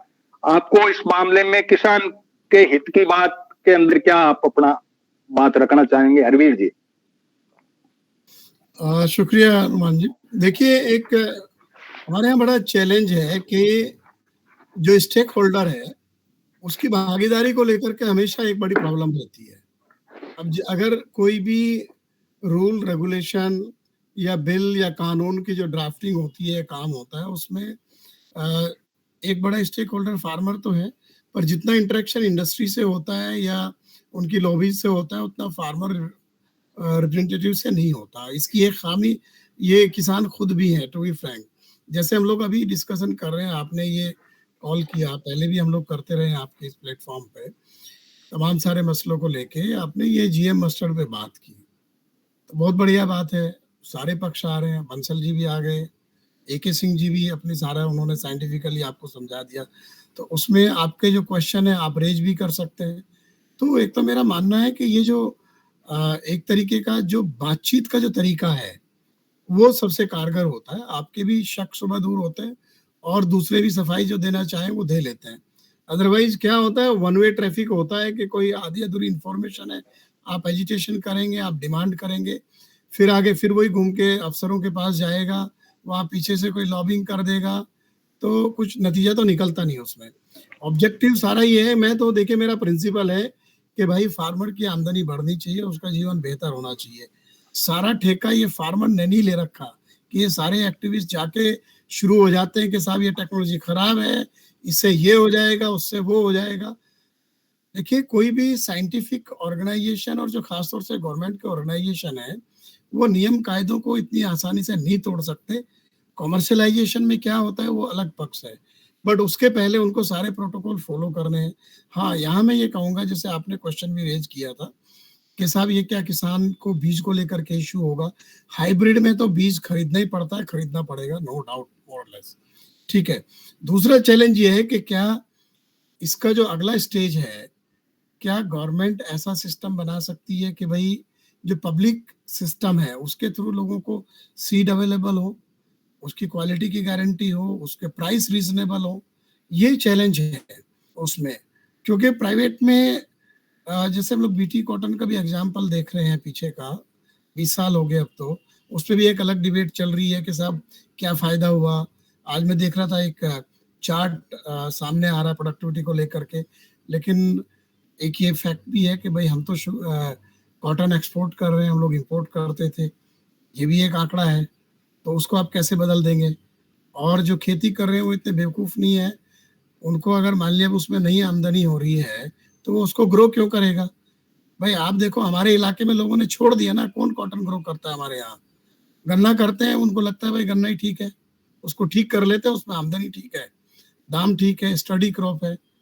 दालें कम करते हैं, दाल तो महंगी बिकती है, लेकिन जब पता है कि एमएसपी पे नहीं बिकेगी, बीमारियां आ सकती हैं, यील्ड बहुत कम है, और ये चैलेंज है। और ये जो चैलेंज हमने मस्टर्ड में जो चैलेंज है कि जो हमारी ट्रेडिशनल वैरायटी है, जो ट्रेडिशनल सिस्टम है वो ब्रेक थ्रू नहीं कर पा रहा है।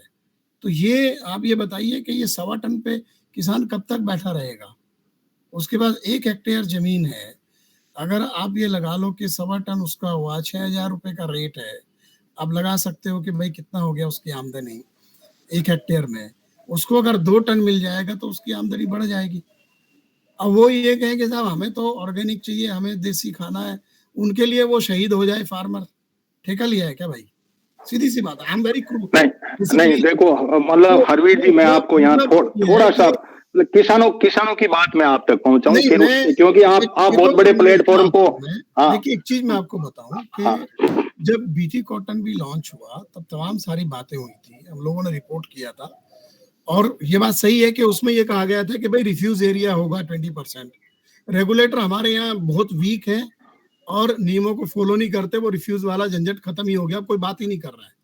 ठीक है, ये बात सही है। अगर मान लिया कल को जीएम मस्टर्ड के साथ भी अगर कोई टर्म्स एंड कंडीशन ऐड होती है जब फाइनल कमर्शियलाइजेशन के लिए क्रॉप जाती है, तो ये तो मेरा मानना है कि रेगुलेटर तो कुछ करेगा नहीं, क्योंकि रेगुलेटर सिर्फ मैं एग्रीकल्चर सेक्टर की बात नहीं कर रहा हूँ या जीएसी की बात नहीं कर रहा हूँ। आप कोई भी रेगुलेटर देख लो हमारे यहाँ, वो टीआरआई हो, वो इलेक्ट्रिसिटी वाला हो, क्योंकि वही पुराने बाबू और वही कॉर्पोरेट वो बैठते हैं। हरवीर जी, मैं आपको इंटरवेन करूं, आपको यहाँ मोड़ना चाहूंगा मैं। हमारी जिज्ञासा ये है कि यहाँ इन्होंने क्लियरिंग हाउस खोल रखे हैं, वो एक्सपोर्ट में इंपोर्ट में कहीं भी हो। हमारा ये है कि हमारे आम पब्लिक की एक्सेस कैसे हो उसके अंदर। ये बेनिफिट शेयरिंग की क्लियरिंग हाउस है, एबीएस सीएच के नाम से, और एक है बायोसेफ्टी के नाम से। हमारे जितने भी साथी जुड़े हुए हैं, कई ऐसे हैं जो बिल्कुल प्योरली इसमें सुभाष पालेकर जी के कंसेप्ट पे, जीरो बजट पे या जैविक के ऊपर, और मैं भी उसका लगभग इसके बीच में जीएपी का जो कंसेप्ट आया था, गुड एग्रीकल्चर प्रैक्टिस का, जो अभी आज जुड़े नहीं मनीष जी, वरना उनसे भी बात आती। और एक वो पाकिस्तान के जो शरीफ साहब है जो अपना वो पिकनिक के नाम से दे। मेरा सीधा सा सवाल ये है कि पब्लिक के पास में बायोसेफ्टी के पॉइंट ऑफ व्यू से जितने भी क्लियरिंग हाउस का ढांचा है, एक्सेस क्यों नहीं है तो क्या हमें इसका कोई जानकारी दें। बायोसेफ्टी की एक्सेस मिले हमें और एक बेनिफिट शेयरिंग की मिले, ताकि हम ये कह सकें भाई हमारा तो किसान का तो इसका ये हिस्सा था, ये हिस्सा कहां गया हमारा। इस बात पे कोई आप अपनी बात रख सकें, या इस बात को आप अपने प्लेटफॉर्म से उठा सकें किसी का इंटरव्यू लेकर के, कि एबीएस सीएच के लिए। एबीएस का मतलब है access to biosafety clearing house. दूसरा जो एबीएस है उसका है कि benefit sharing, access to benefit sharing clearing house. ये क्लियरिंग हाउस के जो कंसेप्ट है, इसमें आम आदमी इसको जाने, ताकि हम बायोसेफ्टी के डेटा देख सकें कि कौन सा जीन डाला। क्योंकि हमारी भी पैरेलल, हम चाहते हैं कि वैज्ञानिकों का एक जत्था रहे, उन वैज्ञानिकों के साथ बैठ के हम बात करें और उनसे करें। उनसे हो सकता है गवर्नमेंट के कुछ प्रेशर हो, कॉर्पोरेट के कुछ प्रेशर हो, कुछ ऐसी बातें होती है अंदर ही अंदर सरकार में जो कॉर्पोरेट के लेवल पे वैज्ञानिक अपने दिल में रख लेते हैं। कुछ कोड ऑफ कंडक्ट है। मैं भी गवर्नमेंट मशीनरी का पार्ट रहा हूं, एग्जीक्यूटिव इंजीनियर पीडब्ल्यूडी से रिटायर्ड हूं। हमें किसी प्रेस में नोट देने के ऊपर भी बंदिश रहती है, लेकिन आपका मंच है, मेरा अपना मंच है।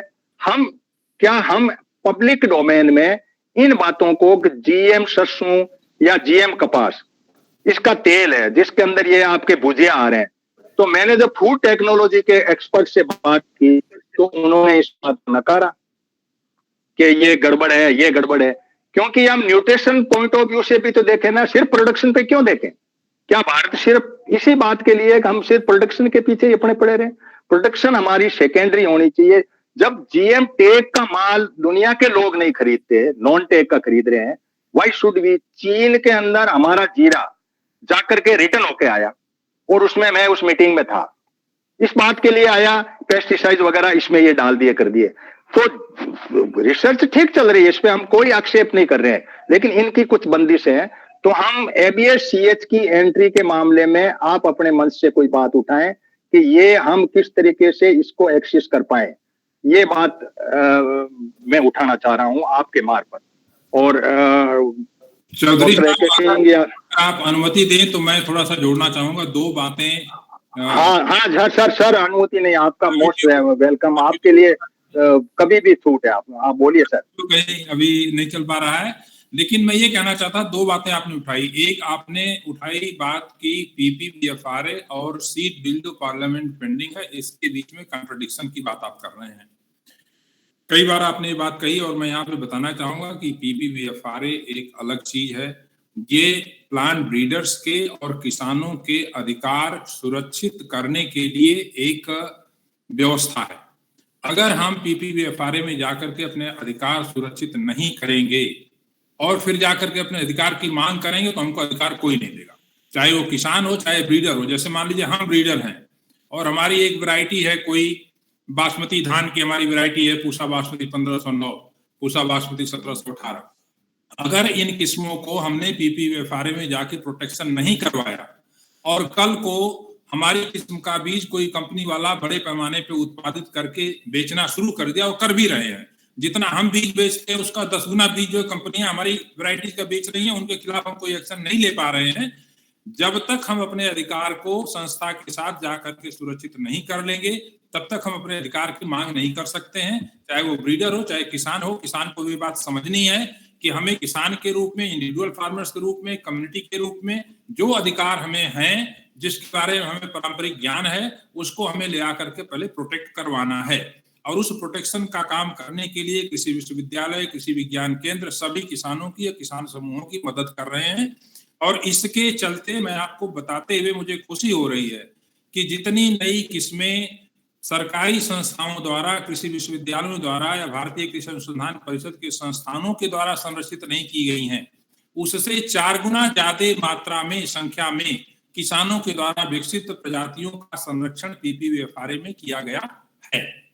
अब उनमें से किसी प्रजाति का प्रयोग अगर कोई भी कंपनी एक नई किस्म बनाने के लिए करती है तो ये PPVFRA का दायित्व तो बनता है और वो सारी सूचना दी जाएगी। कोई भी लेना चाहेगा तो PPVFRA से लेगा, किसान को सूचना जाएगी, कम्युनिटी को सूचना जाएगी, और उससे जो भी धनोपार्जन होगा उसका एक हिस्सा एक्सेस एंड बेनिफिट शेयरिंग, जो ABS की बात कर रहे हैं, एक्सेस एंड बेनिफिट शेयरिंग के प्रावधानों के तहत वो हिस्सा किसान को या किसान कम्युनिटी को जाएगा। वहां पे स्कूल बनाना होगा, सड़क बनाना होगा, अस्पताल बनाना होगा, सामूहिक विकास करना होगा, उसके लिए जाएगा। ये व्यवस्था पूरी की गई, इसमें कोई दुविधा नहीं है। दूसरी बात आपने सीड बिल की। सीड बिल का जो मुख्य उद्देश्य है वो ये है कि किस प्रकार से हमारे जो किसान भाई हैं उनको हम गुणवत्तापूर्ण बीज उपलब्ध करा सके। सीड बिल का ये काम है, वहां पे किसी के अधिकार की सुरक्षा नहीं होती है। अब सवाल यह है कि पिछले करीब 15 वर्षों से ज्यादा से सब ये बिल लटका हुआ है, तो जरूर कुछ न कुछ इसमें गड़बड़ी रही है और कई मुद्दे हैं जिस पे हम लोगों से कई बार चर्चा हुई है। बहुत सारी चीजें हैं जिससे हम उसमें सरकारी संस्था के रूप में सहमत नहीं है। जैसे एक बात मैं आपको बताना चाहूंगा कि निजी क्षेत्र के लोग, बहुत सारे लोग रिसर्च वैरायटी के नाम पे बहुत सारी किस्में बेचते हैं। रिसर्च वैरायटी के नाम पे ऐसी किस्में जिनकी अखिल भारतीय स्तर पे कोई परीक्षण नहीं किया गया, कभी टेस्टिंग नहीं की गई और उनका कोई नोटिफिकेशन नहीं हुआ, उनका न्यूक्लियर सीड, ब्रीडर सीड और सर्टिफाइड सीड नहीं बनता है, उसको TL सीड के नाम से रिसर्च वैरायटीज को कंपनी अपना अपना बेचती हैं और काफी अच्छा शेयर उसमें वो करती है।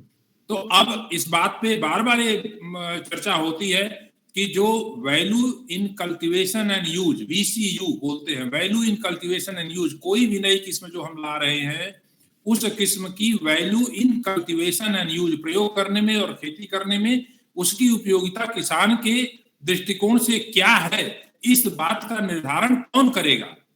तो उसके लिए एक सरकारी संस्था के माध्यम से या उसमें निजी क्षेत्र के लोग जुड़ करके सामूहिक रूप से इस जिम्मेदारी को लेंगे और जो किस्में उस मानक पे खरी उतरेंगी उन्हीं को सिर्फ आगे बढ़ाया जाएगा, बाकी किसी को नहीं बढ़ाया जाएगा। सीड बिल में जो दूसरी बात की गई है और बहुत महत्वपूर्ण बात है जो सबके हितों के लिए है कि सीड बिल के आने के बाद कोई भी व्यक्ति बिना रजिस्टर्ड, अगर रजिस्टर्ड नहीं है, वो अपने सीड प्रोडक्शन प्लांट का, प्रोसेसिंग प्लांट का, सबका रजिस्ट्रेशन नहीं कराया है, तो ऐसा व्यक्ति बीज का उत्पादन करके बेच नहीं सकता है, उसके खिलाफ कार्रवाई होगी। बहुत सारी उसमें अच्छी बातें हैं।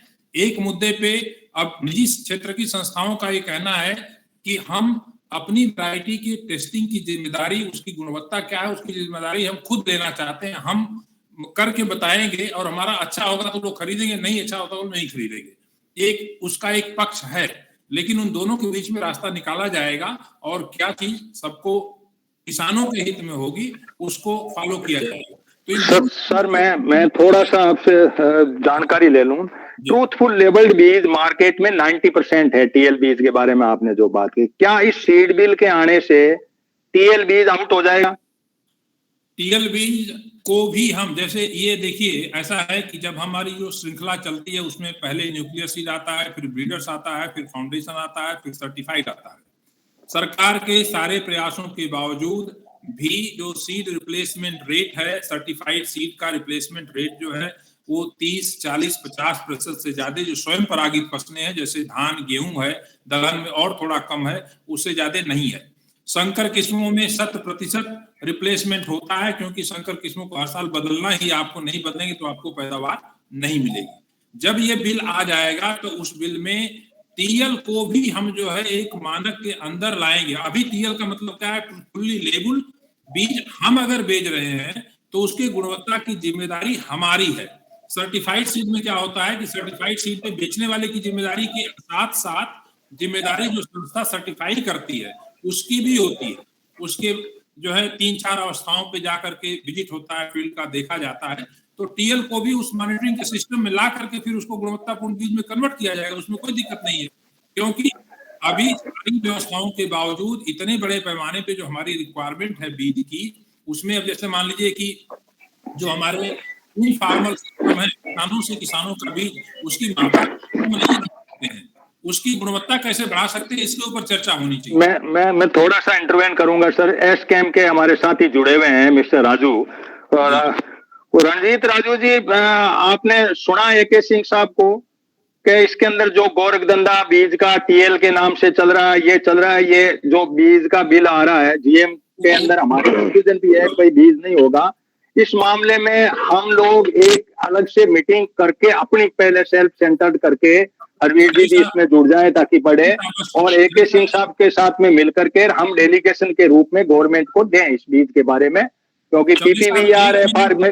हाँ, तो राजू कुछ कहना चाहेंगे सिंह साहब को? कुछ एक मिनट में और लेना चाहूंगा। हाँ, लीजिए सर, लीजिए। वो बहुत महत्वपूर्ण मुद्दा आपने उठाया है। देखिए अभी क्या होता है, राज्य सरकारों में बीज जो खरीदने की प्रक्रिया है उसमें जो है टेंडर सिस्टम फॉलो किया जाता है। और ये बात मैंने मुख्यमंत्री महोदय के सामने उत्तर प्रदेश में मंच से उठाई थी कि टेंडर प्रक्रिया में जब बीज जो है राज्य सरकारें खरीदती हैं तो उसमें टेंडर में जो है L1 कोड जाता है।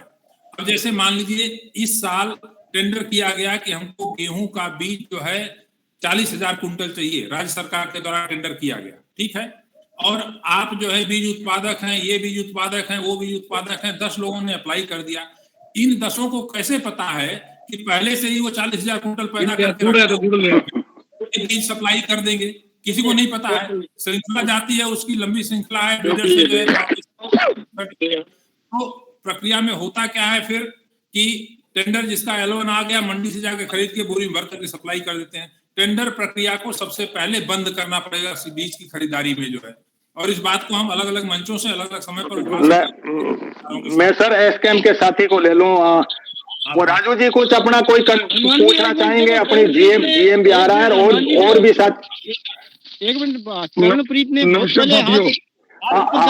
मैं अब सबको ले रहा हूँ। पहले सन को सुन ली। राजू जी ले लो, फिर तनप्रीत जी आप अपना बात को रखना। अब 2-2 मिनट में आप अपनी बात को रखें कि आप बात कहना चाहेंगे, सर से अपनी जानकारी ले लेते हैं। नमस्कार साथियों, जो जीएम सीड है ये वाकई घातक है। हमारे को रेट ना दे करके प्रोडक्शन के पीछे भगाया जा रहा है, जबकि कम खा के भी मैं बढ़िया पेट भर सकता हूँ। और मैं माफी चाहता हूँ, मैं मीटिंग बहुत लेट ज्वाइन की, मैं यूपी में हूँ, मैं ट्रैवल कर रहा हूँ। और जैसे आप बात कर रहे हो अपने जयपुर में एक मीटिंग करने की, मेरी कल भी हनुमान जी से बात हुई, राम जी से बात हुई, चौधरी साहब से बात हुई थी। अपने को जयपुर मीटिंग करके इस पे गहन मंथन करके राज्य सरकार को और केंद्र सरकार को एक नोट भेजना चाहिए। कल भी ठीक है राजू जी, आप ट्रेवल में हैं, आप लेट हुए। इन्होंने काफी खूबियां भी बताई। ये बात आपकी सही है कि प्रोडक्शन की तरफ ज्यादा ध्यान है और बायोसेफ्टी क्लियरेंस, और इसके बारे में भी हमने काफी बात उठाई है। इस बात को भी हम ले जाएंगे हरवीर जी के प्लेटफॉर्म के मार्फत कि हम बायोसेफ्टी पे भी अपनी बात को रखें और बेनिफिट की जो है वो शेयरिंग के मामले में भी रखें कि किसान का कहीं बेनिफिट कहीं हो रहा हो, स्टेक होल्डर किसान भी है, इस बात को भी हम उठाएंगे। अब मेरे साथ में चरणप्रीत जी, आप काफी देर से चौधरी साहब, ये जो बात सिंह साहब कह रहे हैं, मैं इसमें बता दूं कि इसके खाने पीने से किसी को कोई नुकसान नहीं होता है। जो ये बात कह रहे हैं वो हमारा फर्ज बनता है कि जो अगर वो बात डॉक्टर साहब एक बात और मैं बोलना चाहूंगा कि हम उनको बताएं कि इसको खाने पीने से कोई नुकसान नहीं होता है। जीएम की जो भी ये तेल की हम बात कर रहे हैं, इस तरह में खाने से कोई नुकसान नहीं होता है। हम हमारे देश में पिछले 20 साल से कॉटन उगा रहे हैं, बीटी कॉटन, और कॉटन वेजिटेबल ऑयल का हिस्सा है। 1.5 मिलियन टन एनुअली जो कंट्रीब्यूशन है हमारे देश में बीटी कॉटन का है, जो कि हम 20 साल से खा रहे हैं और हम इंपोर्ट भी कर रहे हैं। तो ये बात बहुत स्पष्ट रूप से सबको जान लेनी चाहिए साइंटिस्ट के हिसाब से कि खाने पीने में जीएम प्रोडक्ट्स की कोई भी प्रॉब्लम नहीं है दुनिया भर में। आप तेल की बात कर रहे हैं, डॉक्टर सिंह साहब ने आपको बताया कि तेल में कोई प्रोटीन होता ही नहीं है। लोग जो सेब है, पपीता है, खा रहे हैं कच्चा, जीएम है वो सारा, और कोई प्रॉब्लम नहीं। आज से नहीं, 20-25 साल से खा रहे हैं।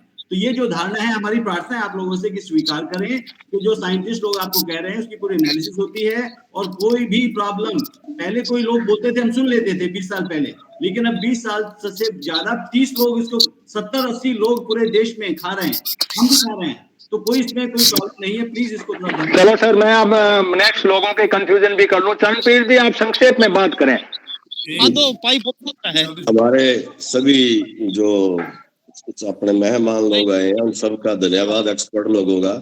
अब यहाँ तक बात आई प्रोडक्शन बढ़ाने की, और बाजरे के बारे में कुछ कहा गया कि जैसे ही शंकर बाजरा आया तो उसका प्रोडक्शन बढ़ गया। तो प्रोडक्शन बढ़ गया तो शंकर बाजरे को शायद ही कोई व्यक्ति हो जो खाता हो। हम राजस्थान के रहने वाले हैं तो हम देसी बाजरी को ही खाते हैं। अगर प्रोडक्शन बढ़ जाएगा तो उसको खाएगा कौन? कोई बाजरे का तेल तो निकलने वाला नहीं है। दूसरी बात जो अभी साहब ने कही है और रंजीत राजू जी कह के गए हैं कि जीएम का जो वो घातक है, या बीटी कॉटन का जो साहब ऊपर अभी बता रहे थे हमारे एक्सपर्ट साहब, मैं माफी चाहूंगा, मैं इतना बड़ा एक्सपर्ट नहीं हूँ, सीधा सा देसी किसान हूँ। क्योंकि बीटी का मतलब होता है बैसिलस इंथ्यूरिजिस नाम का कोई वायरस डाला गया ताकि सूंडी नरमे के पौधे को न खाए, पत्ते को न खाए। लेकिन सरसों के पत्ते का साग तो हमारा कल्चर है कि हमारे जो ही सर्दियां शुरू हो जाती हैं हम तो घोट घोट के हमारा वो सरसों वगैरह साग बना कर खाते हैं, मक्की की रोटी। तो हमारे ये जो शंकाएं हैं ये बड़ी है कि आप कह रहे हो प्रोडक्शन बढ़ रहा है, तो प्रोडक्शन में तो ऐसे मान के चलिए पंजाब पूरे संसार के अंदर प्रति एकड़ सबसे ज्यादा प्रोडक्टिव है, सबसे ज्यादा पूरे संसार के अंदर पंजाब की जो जमीन, लेकिन वहां का किसान भी कमजोर है। तो प्रोडक्शन बढ़ाने की तरफ न ले जाकर इसे अगर ये खाने लायक अगर कोई बढ़िया चीज बढ़े तो हम चाहते हैं कि किसान का और उपभोक्ता का इसके अंदर भला हो। इसके साथ सभी एक्सपर्ट से मैं माफी के साथ मेरी वाणी को विराम देता हूं। ठीक है चंद्रजीत जी। सिंह साहब, ऐसा है कि किसानों के अंदर ये बहुत कंफ्यूजन है कि जीएम भी स्वास्थ्य के लिए हानिकारक है। आपने कहा ये बात ठीक है, बायोसेफ्टी क्लियरेंस के डेटा भी हमें मिले, उस पर अपनी कुछ बातें रखेंगे। कुछ लोगों से हम और भी जो फूड टेक्नोलॉजी के एक्सपर्ट हैं उनसे भी हम थोड़ा लेंगे करेंगे, और आपके सबमिशन को भी मानते हुए कि इस बात के लिए कि हम 20 साल से खा रहे हैं, मरे नहीं है, तो अब भी कोई ज्यादा नहीं है, लेकिन ऐसा चिंता है जो लोगों में है उसमें। क्या बंसल साहब आप कुछ कहना चाह रहे हैं इस मामले में? मैं एक बात मैं सिर्फ यही कहना चाह रहा हूँ, इन्होंने बहुत अच्छा पॉइंट उठाया है, मैं उस बात से सहमत हूँ जो मिस्टर बरार ने पॉइंट उठाया है कि हमें स्वाद के लिए हमें देसी चीजें खानी चाहिए। देसी गेहूं आज हम भी कोशिश करते हैं कि खाएं, देसी बाजरा भी खाएं, लेकिन आप ये तो सोचिए कि हमारी जो जनता है, हमारी जो जनसंख्या है वो 1.4 बिलियन, इतना 1400 करोड़ हो गई है, और किसानों को आमदनी भी तो चाहिए। जो मार्केट है, जो एमएसपी है, जो मंडी में जाकर बेचेंगे, वो जो उत्पादकता बढ़ेगी तभी तो बेचेंगे। अपने घर के लिए अगर आप करना चाहें, मैं आपकी बात से सहमत हूँ। छोटी लोगों की जनसंख्या के लिए करना चाहें, मैं आपकी बात से सहमत हूँ। अगर हमें साथ में आमदनी भी बढ़ानी है, हमारा बाकी सब रख रखाव ठीक से रखना है, तो उत्पादकता तो बढ़ानी ही पड़ेगी। तो उत्पादक से सर मैं जम्मू के साथी हैं जो नेचर ह्यूमन पे काम कर रहे हैं, इन लोगों का अहम विरोध है जेनेटिक मॉडिफाइड इस कंसेप्ट के ऊपर, इनका पूरा है। सर रूपचंद जी, आप अपनी बात को संक्षेप में रखिए और इसको बेस का मुद्दा नहीं बना करके तर्क के साथ में अपनी बात को रखें कि हम 20 साल से खा रहे हैं तो नहीं हुआ, जनसंख्या बढ़ रही है, प्रोडक्शन हमें चाहिए। इस बात को देखते हुए हम कहाँ रुकते हैं? क्या हम सिर्फ एक्टिविस्ट के तहत करते ही रहे या कोई पर्यावरण की ऐसी बात या ऐसी विशेषता आई है? रूपचंद जी।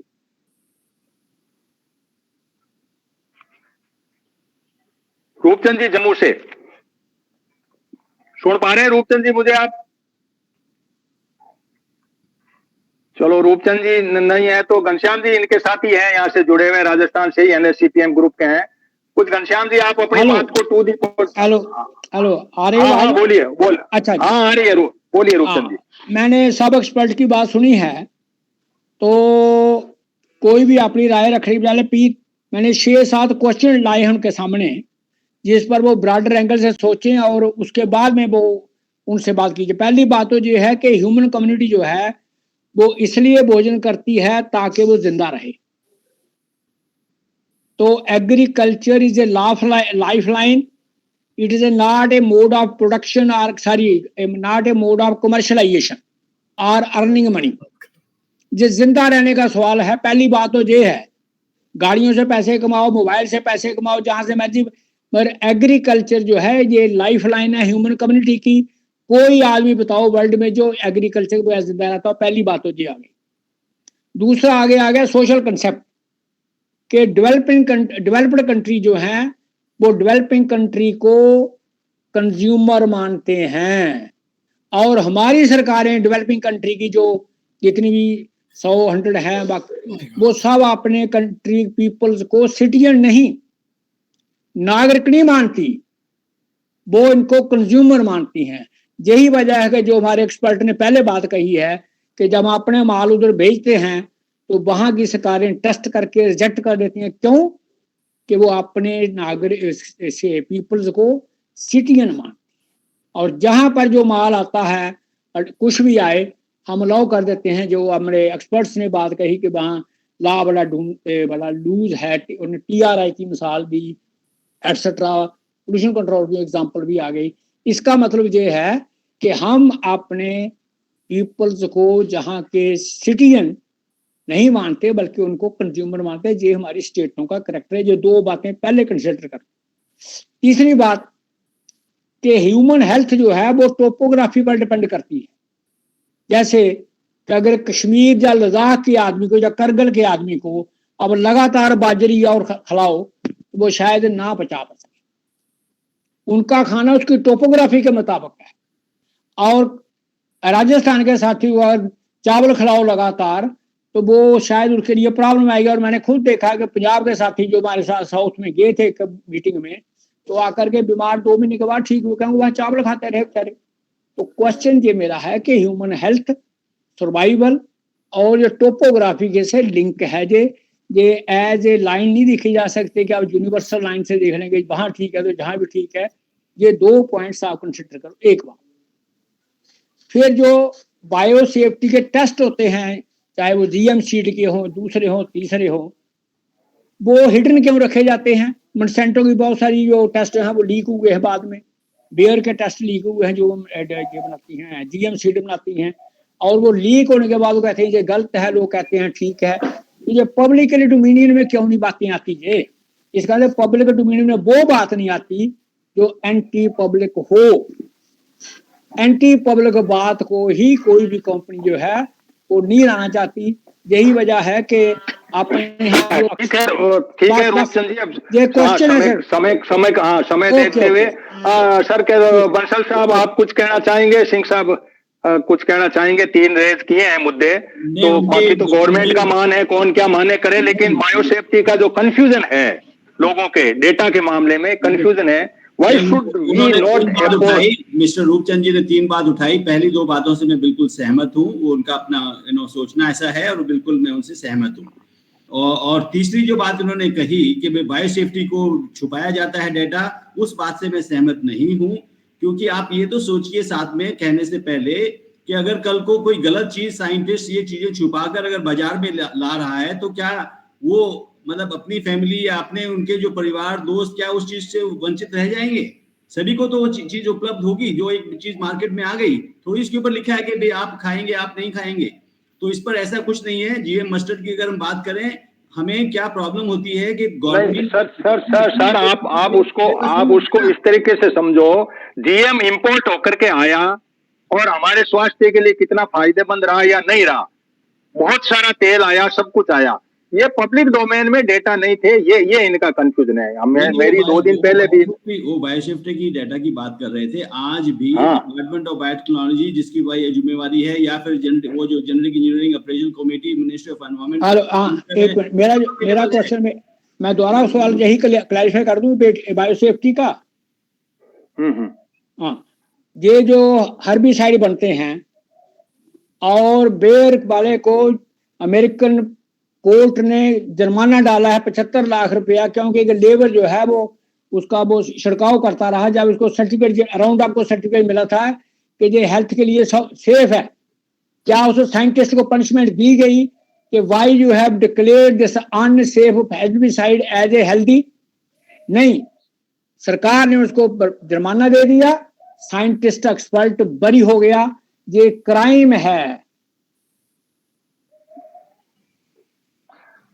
कई जगह सरकारें अपने हिसाब से कुछ करती है, ऐसी शंकाएं हमारी है कि गवर्नमेंट अपने किसी न किसी कॉर्पोरेट को फेवर करने के लिए या प्रो कॉर्पोरेट माइंड की सेट में कोई न कोई ऐसी गलती कर जाती है जो बायोसेफ्टी पॉइंट ऑफ व्यू से पब्लिक के लिए हार्मफुल होता है। ऐसा आम जन में जन धारणा विकसित हो रही है। हम जब कभी मिलते हैं तो कोई न कोई ऐसी बात उभर के आ जाती है, कोई डेटा बाहर का भी आ जाता है कि ये इसमें यहाँ हुआ, इसमें ये हुआ। क्योंकि मॉन्सेंटो कंपनी जो है उसके जो 7 इविल्स हमने जब पढ़े और उनको जब देखा तो उन कंपनियों ने किस किस तरीके से सैकरीन को, गन्ना के उद्योग को सैकरीन में कन्वर्ट करके कैसे किया, तो किसान इसमें अपने आप को ठगा हुआ सा महसूस करता है। आपकी रिसर्च को हम चैलेंज नहीं करते हैं, आपका तो डेटाबेस है, डेटा भी है, आउट भी है, लेकिन गवर्नमेंट जब अपना कुछ करती है तो वो प्रो कॉर्पोरेट कंसेप्ट आ जाता है, वहां कुछ बात छुपी हुई हो जाती है। तब हमने सोचा कि क्लियरिंग हाउस को हम चेक करें, बायोसेफ्टी क्लियरिंग हाउस में क्या एक्सेस है हमारी। तो मैं तो कम से कम नहीं जा पाया, साल भर से मैं लग रहा हूं इस पे। तो फिर मैंने कहा चलो किसी से और पूछेंगे, करेंगे। तो क्योंकि हरवीर जी का प्लेटफॉर्म है तो किसी को लेकर के, और जो मंत्री वगैरह इनसे हो कि भाई आप ये जीएम मंगा रहे हो, बायोसेफ्टी क्लियरेंस आपने जो क्लियरिंग हाउस है उस क्लियरिंग हाउस के डेटा है जो जनता को दे दोगे, इस जीएम के अंदर आप तेल लाए हो, कितना क्या है, कैसा क्या है, ये बता दो। उसमें मेरे ख्याल से कोई हरेज भी नहीं होना चाहिए। 1-2 पॉइंट मैं इसमें बोल दूं। हाँ, एक तो अभी जो आपके पहले जो ये ह्यूमन वाले जो थे, असल में हमें इस कॉन्सेप्ट से निकलना पड़ेगा। पहले तो ये है कि भाई इस दुनिया में agriculture is the first profession, first business और कमर्शियल सिस्टम, वहीं से शुरू होता। आप इसको कैसे कह सकते हैं कि सिर्फ पेट भरने के लिए? मेरा पेट तो 1 बीघा में भर जाएगा, पर बाकी तो मुझे अपनी जिंदगी भी तो चलानी है। और ये कौन कहता है कि कार से उससे वो तो कमा ही रहे हैं। वही एग्रीकल्चर सो बैड। फार्मर की इनकम का लेवल क्या है? 7,000 रुपए महीना, तो वो कहाँ से कार बना के बेच लेगा भाई? तो उसको तो खेती से कमाना है ना। एक तो यही हमें इससे निकलना चाहिए। दूसरा पॉइंट ये है कि ये पब्लिक डोमेन में था कि हम जो इतना सोयाबीन ऑयल लेके आ रहे हैं वो जीएम है, उनका जो ओरिजिन है वो जीएम से है, कैनोला का है। ये अवेयरनेस की कमी है। जैसे आपने आज ये डिस्कशन शुरू किया, हमारा कोई कंज्यूमर ऑर्गेनाइजेशन नहीं करता। हमारे फार्मर ऑर्गेनाइजेशंस को भी मेरे सारे मित्र हैं, मैं ब्लेम करता हूँ इस चीज के लिए। जब इस तरह का स्ट्रक्चरल डिस्कशन की जरूरत है इश्यूज को लेकर के, वो नहीं करते हैं और उनको करना चाहिए, क्योंकि उसी में अवेयरनेस आएगी। और ये क्यों नहीं है, बाहर तो जीएम को लेबल्ड है, हम यहाँ ये जो हमारा एफएसएसएआई एक हाथी खड़ा हो गया है, वो कॉर्पोरेट एमएनसीज को बना करके अपना पार्टनर, वो आपको जबरदस्ती विटामिन खिला रहा है कि हाँ बिल्कुल बिल्कुल। अरवीर जी यही ला रहा था। मैंने कहा भारत का ये जो गोरखधंधा एफएसएसएआई का है, इसके बात कर रहा हूँ जी के जो रेगुलेटर है उसके ऊपर हम दबाव क्यों नहीं बनाते, और क्यों नहीं हम कहते कि ठीक है जीएम जिसको खाना, भाई आप लेबलिंग कर दो, दुनिया में लेबलिंग है, ये जीएम प्रोडक्ट है, नॉन जीएम है। एक कंज्यूमर का राइट है, उसको कोई भी चीज कंज्यूम करने के पहले उसका राइट टू इंफॉर्मेशन है, उसे पता होना चाहिए। ये बात सही है कि कोई नेगेटिव इफेक्ट नहीं है। रिसर्च तो ये भी कहती है कि ऑर्गेनिक और इनऑर्गेनिक का आज तक कोई डिफरेंस का पता नहीं लगा, लेकिन ऑर्गेनिक 4 गुना 10 गुना महंगा बिक रहा है। दूसरा ये है कि एक्सेस किसी भी चीज का गलत है, जैसे अभी जिक्र है पेस्टिसाइड का, तो पेस्टिसाइड का जो हमारे रेगुलेटर है, जो पेस्टिसाइड रेगुलेशन एक्ट में रजिस्ट्रेशन, ये सब, इवन फर्टिलाइजर जरूरत से ज्यादा इस्तेमाल करेंगे तो आपकी जमीन खराब हो रही है। तो ये बिल्कुल फैक्ट है, जो कि जो रेगुलेटरी और गवर्नेंस का सिस्टम है वो बहुत वीक है। और भाई इसमें तो आप लोग मिलके क्यों नहीं फार्मर्स ऑर्गेनाइजेशन कलेक्टिवली आकर के सामने बात करते? बिल्कुल सही है, ये हमें कमजोरी है, ये हमारी, ये हमारी खास। दूसरे, जब ये आपका जैसे CACP में फार्म रिप्रेजेंटेटिव को रखते हैं, पूछना चाहिए भाई क्या क्राइटेरिया है आपका उसमें फार्मर रिप्रेजेंटेटिव को रखने का। अभी देखिए मैं बता रहा हूँ आपको, अभी बजट मेकिंग प्रोसेस चल रहा है। अभी जो RSS के एफिलिएटेड ऑर्गेनाइजेशन है जो इकोनॉमिकली काम करते हैं, उन सबको बुला के फाइनेंस मिनिस्टर ने मीटिंग की है। किसानों से बात करने की जरूरत नहीं है, वहाँ आप ITC को बुला लेंगे, वहाँ आप किसी प्रोसेसर को बुला लेंगे, वहाँ फिक्की को बुला लेंगे। मेरा पॉइंट है कि farmers are less representative in the system, और इसीलिए फिर ना तो उनके हक की बात हो पाती है, ना उनके हक की बात उस तरीके से उठती है।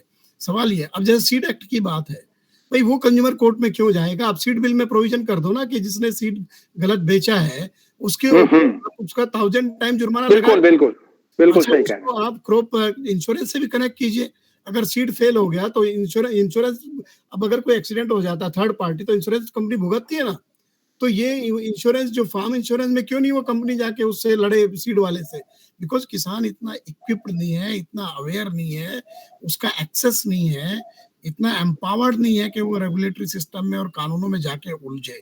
उसको तो आपको ब्लैंकेट प्रोटेक्शन देनी पड़ेगी उसके राइट्स को। ये सीड बिल में इस तरह के प्रोविजन के लिए आप लोग लड़िए। AK सिंह जी भी कह रहे हैं कि भाई उसमें चेंजेस जरूरी है। दूसरा, भाई 10 साल से क्यों लिए बैठे हैं सीड बिल को आप? मेरे याद है कि जब न्यू टेलीकॉम पॉलिसी आई 99 में, वाजपेयी की गवर्नमेंट थी, और टेलीकॉम कंपनीज को उससे पहले जो लाइसेंस दिए गए थे वो लाइसेंस फीस थी। लाइसेंस फीस इतनी ज्यादा होगी, 15,000 करोड़ उस वक्त इकट्ठा हो गया। ये बोले हम तो डूब जाएंगे, उन्होंने खेल किया, उन्होंने टेलीकॉम पॉलिसी बनवा ली within 6 month. Revenue share वहाँ तो देखो हरवीर जी, एसोचैम और इनकी फिक्की की मीटिंग में तो इश्यू वो लटकता है। हाँ, और ये इनके प्रेशर ग्रुप में तो प्रधानमंत्री और वित्त मंत्री जाते हैं, हम सड़क पे जाते हैं। इनके तो बंद चैम्बर में इनकी मीटिंग होती है, तो इनका वहां पे वित्त मंत्री जाता है इनकी डिमांड लेने, और हम सड़क पे डंडे खा करके पड़े रहते हैं। अब हमारा आसरा सिर्फ वैज्ञानिकों तक है। वैज्ञानिकों के बीच में गवर्नमेंट का एक प्रेशर या उनका एक वो ऊपर लटका हुआ है कि ये पूरी बात को रिलीज करने के अंदर इनकी प्रोटोकॉल है। कुछ बातें ऐसी है, कुछ एक्टिविस्ट जुटते हैं, करते हैं, बाहर के डेटा लाते हैं, थोड़े थोड़े ज्ञान को हम अपने संजोते रखते हैं। मीडिया भी हमें साथ में, आपके जैसा रूरल वॉइस या 2-5 प्लेटफॉर्म में जिसके अंदर हम अपनी बात को रख पाते हैं। अब और साथी जो है वो ले ले, हमने ज्यादा लिया, सेशन को ले लिया, थोड़ा तो जो भी साथी हैं वो हैंड रेज करें और अपनी बात को रखे ताकि उसको हम कर सकें। वरना मैं 1 by 1 एक को 2-2 मिनट ले लूं और फिर अपना सेशन जो है क्लोजअप की तरफ बढ़ेगा। साथी कोई सवाल पूछना चाहे तो बात को रखे, मैं वरना 1 by 1 अपनी बात को, अरविंद जी बिजानिया और फिर सभी आए हुए जो वैज्ञानिक हैं बाहर से और मेहमान स्पेशलिस्ट हैं उनको मेरा नमस्कार, और साथियों को भी नमस्कार। देखो, एक तो प्रोडक्शन वाली बात है, मुझे ज्यादा फसल होगा नहीं, जो फसल मैं करता हूँ मैं देसी करता हूँ। मेरे बाजरे का एक सीटा है वो कम से कम आप मान लो 1.5 फुट का है, तो प्रोडक्शन कम नहीं होता है, कोई 19-20 भले ही हो। एक तो प्रोडक्शन का भ्रम है ये, मैं जहां तक मानता हूँ। जिन जिन चीजों में खेती करता हूँ मैं, सरसों है और है गेहूं है, इसमें ये जो अपन कहते हैं ना ये कि भाई हाइब्रिड आ गया, संकर आ गया, उससे ज्यादा पैदावार हो गई, नहीं, ये भ्रम है। पहले क्या था, खेतों में खेतों की जो सफाई वगैरह ढंग से नहीं होती थी, इसलिए प्रोडक्शन कम होता था। अब खेत वगैरह साफ हो गए, कचरा होता नहीं है, इसलिए प्रोडक्शन में ज्यादा नहीं है गड़बड़। एक नंबर बात। दूसरी बात, जब हम प्रोडक्शन बढ़ाते हैं, जैसे गाय का दूध है, गाय के दो बढ़े हुए दूध की जो होती है क्वालिटी और जो गाय कम दूध देती है, उन दोनों का कंपैरिजन करके आप देख लो। मैं शॉर्ट में सारी बातें कर रहा हूँ, मैं कंप्लीट करने देना बात। बाकी काफी लोग हैं। तीसरी चीज मैं आपको, ये जो GM वाली बात करें साहब, आप साइंटिस्ट लोग जो बात कर रहे हो वो चीज गले नहीं उतरती है। GM कॉटन जब तोड़ा जाता है तब लोगों के हाथों पे एलर्जी होती है, नंबर एक बात। दूसरी बात, जीएम कॉटन की जो खड़ खुआई जाती है पशुओं से, पशु बांझ हो गए, औरतें बांझ हो गई, औरतों के जीन बदल गए। ठीक है बात, चलो बिजानिया जी आपकी चलो आपकी बात आगे। हाँ, डॉक्टर कहते हैं ये चीज की भैया ये आप मत खाओ। मैं यही मेरी चलो बात कंप्लीट ठीक है हाँ ठीक बात है आगे। अब एमपी से रामनारायण जी जुड़े हुए हैं, आप पेस्टिसाइड भी बेचते हैं, बीज भी बेचते हैं। रामनारायण जी आप अपने कोई एक्सपीरियंस सर के साथ शेयर करना चाहें आप? रामनारायण जी मध्य प्रदेश से। चलो कोई टेक्निकल प्रॉब्लम होगी। जोराराम जी आप काश्तकार हैं गंगानगर से, आप अपनी बात को कोई शेयर करना चाहें सर के साथ में? नमस्कार जी, मैं तो ये कहना चाहता हूँ सबको, ये तो जी में जो बीटी अभी नरमा बो रखा है, ये आया पहले साल तो बहुत ज्यादा इसकी हुई, उसके बाद में धीरे धीरे अब ये 4 क्विंटल बीघे से ऊपर निकल ही नहीं रहा है। तो ये तो जीएम है वो बड़ा खतरनाक है। कोई कुछ भी कहे, जीएम तो वास्तव में इतना खतरनाक, इसके पत्ते ये भेड़ बकरियां नहीं खा रही है। नहीं देखो इसमें ऐसा है जोराराम जी जो सर ने बात कही ना, ट्रूथफुल टीएल के नाम से आप बीज खरीदते हो। हरवीर जी ने बात कही उसको भी समझो। हम सिर्फ क्या करते हैं कि एक तरफा सोचते हैं। हम मार्केट में बिना अवेयरनेस के जो टीएल बीज आया है वो बीज किसी प्राइवेट कंपनी ने लाके दिया है। लेकिन ये मानने के बाद में दूसरा देसी बीज मिल ही नहीं रहा। मैं बोलना चाहता था कि मिला ही नहीं आपके पास जैसे आपने है ना, मैंने ये ट्रूथफुल लेवल बीज के ऊपर एक अभियान चलाया पूरा मार्केट में, 90% पड़ा, 90% पड़ा। तो एक मीटिंग भी ली थी हम। टीएल बीज मार्केट में लॉन्च हो गया प्राइवेटाइजेशन के इस बूम में, और ये यूनिवर्सिटी साई हो गई। मैंने हिसार यूनिवर्सिटी, जोधपुर यूनिवर्सिटी, इनके कई वैज्ञानिकों से मैंने मंच में लाके मैंने कहा सर आप लोगों के सर्टिफाइड नोटिफाइड ये बीज तो साइड में रह गए, और ये मार्केट ने इन्होंने भर दिया। यूनिवर्सिटी के और दूसरे जो ऑथेंटिक बीज हैं उनका मार्केट में अवेलेबिलिटी कम है। हरवीर जी जैसा बता रहे थे कि एफएसएसआई के ये गोरखधंधे जो हैं वो उधर नहीं है, और हम इस बात के अवेयर नहीं। आपने कितने लोगों ने पढ़ा कि इसके टीएल बीज है? 99% बीज टीएल है, कोई यूनिवर्सिटी का बीज नहीं है। मुझे करनाल यूनिवर्सिटी से मंगाने के लिए बहुत मेहनत करनी पड़ी, तब जाकर के मेरे गेहूं का बीज आया। तो बहुत ध्यान रखना पड़ता है इस बात के लिए। तो बाकी क्या है कि किसान अवेयर नहीं है। ये क्या हमारे जैसे मंच है तो हम आपस में तो कर लेते हैं, इन बातों के अंदर गहराई से जाना पड़ेगा। ये जैसे हरवीर जी ने कहा ना, ऐसे चलेगी नहीं। आप अपने मंचों को लाओ। ये किसान यूनियन क्या इजी वे में अपना ले रहे हैं काम, कोई मतलब नहीं निकलता ना। ऐसे मंच आपको लाने पड़ेंगे कि ऐसे डिस्कशन लाने पड़ेंगे। मनोज कुमार जी आप हैं बीच में, अपनी बात रखना चाहें? अब 5-4 लोग हैं, बाकी का हो गया। हाँ मनोज जी आप अपनी कोई बात को रखो, बाकी अपना। मनोज जी कुछ कहना चाहेंगे? हाँ सर सभी को सादर नमस्कार। मेरी इतनी सामर्थ्य नहीं है, अभी सवाल है नहीं, मैंने सुनकर बहुत अच्छा लग रहा है, मुझे नॉलेज हुई है। ठीक है। प्रकाश बेड़ आप काफी टाइम से हाथ खड़ा कर रहे थे, अपना संक्षेप में बात रखें प्रकाश। जी सर, से आपकी बहादुरी प्रसिद्ध है। सर मेरा ना इनसे सवाल था। मैं भी मानता हूं कि मतलब अगर सरसों का जीएम बीज आता है तो प्रोडक्शन तो बढ़ेगा, इस बात में कोई दो राय नहीं है। लेकिन सवाल ये है कि ये प्रोडक्शन एक टाइम के बाद में कम हो जाता है। जैसे कि हम ग्रीन रेवोल्यूशन के अंदर भी देखते हैं तो एक टाइम तक मतलब क्या कहते हैं, जितना सरकार ने आंकड़ा बताया था उतना मतलब बढ़ा था, लेकिन उस टाइम के बाद में वो कम हो गया। और दूसरी बात है, बीटी कपास की बात करते हैं तो उसके अंदर भी मतलब वैज्ञानिकों ने जिन मतलब क्या कहते हैं जीवों से मतलब सुरक्षा के तौर पे इन बीजों को पैदा किया था, वो जीव तो आज मतलब वापस आ गए हैं इसके ऊपर, कपास के ऊपर। और दूसरी बात है, और भी ऐसे जो बहुत सारे अलग से और जीव पैदा हो गए जो मतलब क्या कहते हैं कपास की फसल को नुकसान पहुंचा रहे हैं।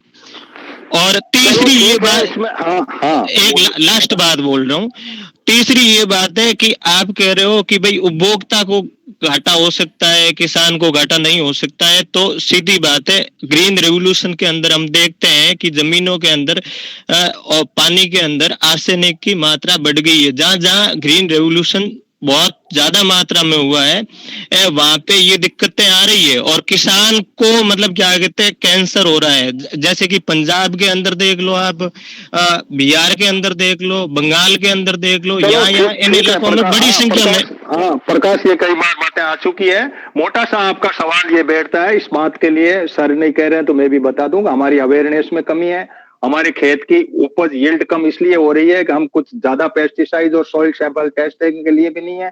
एग्रीकल्चर के सेटअप को एग्रीकल्चर माइंड से भी हमें लेना पड़ेगा। बीज के गोरखधंधे का जो टीएल बीज मार्केट में है वो भी अपना बहुत बड़ा कारण इसका हो सकता है। बंसल साहब आप कुछ सुझाव देना चाह रहे हैं? आपका मैं सिर्फ उनकी इस बात का थोड़ा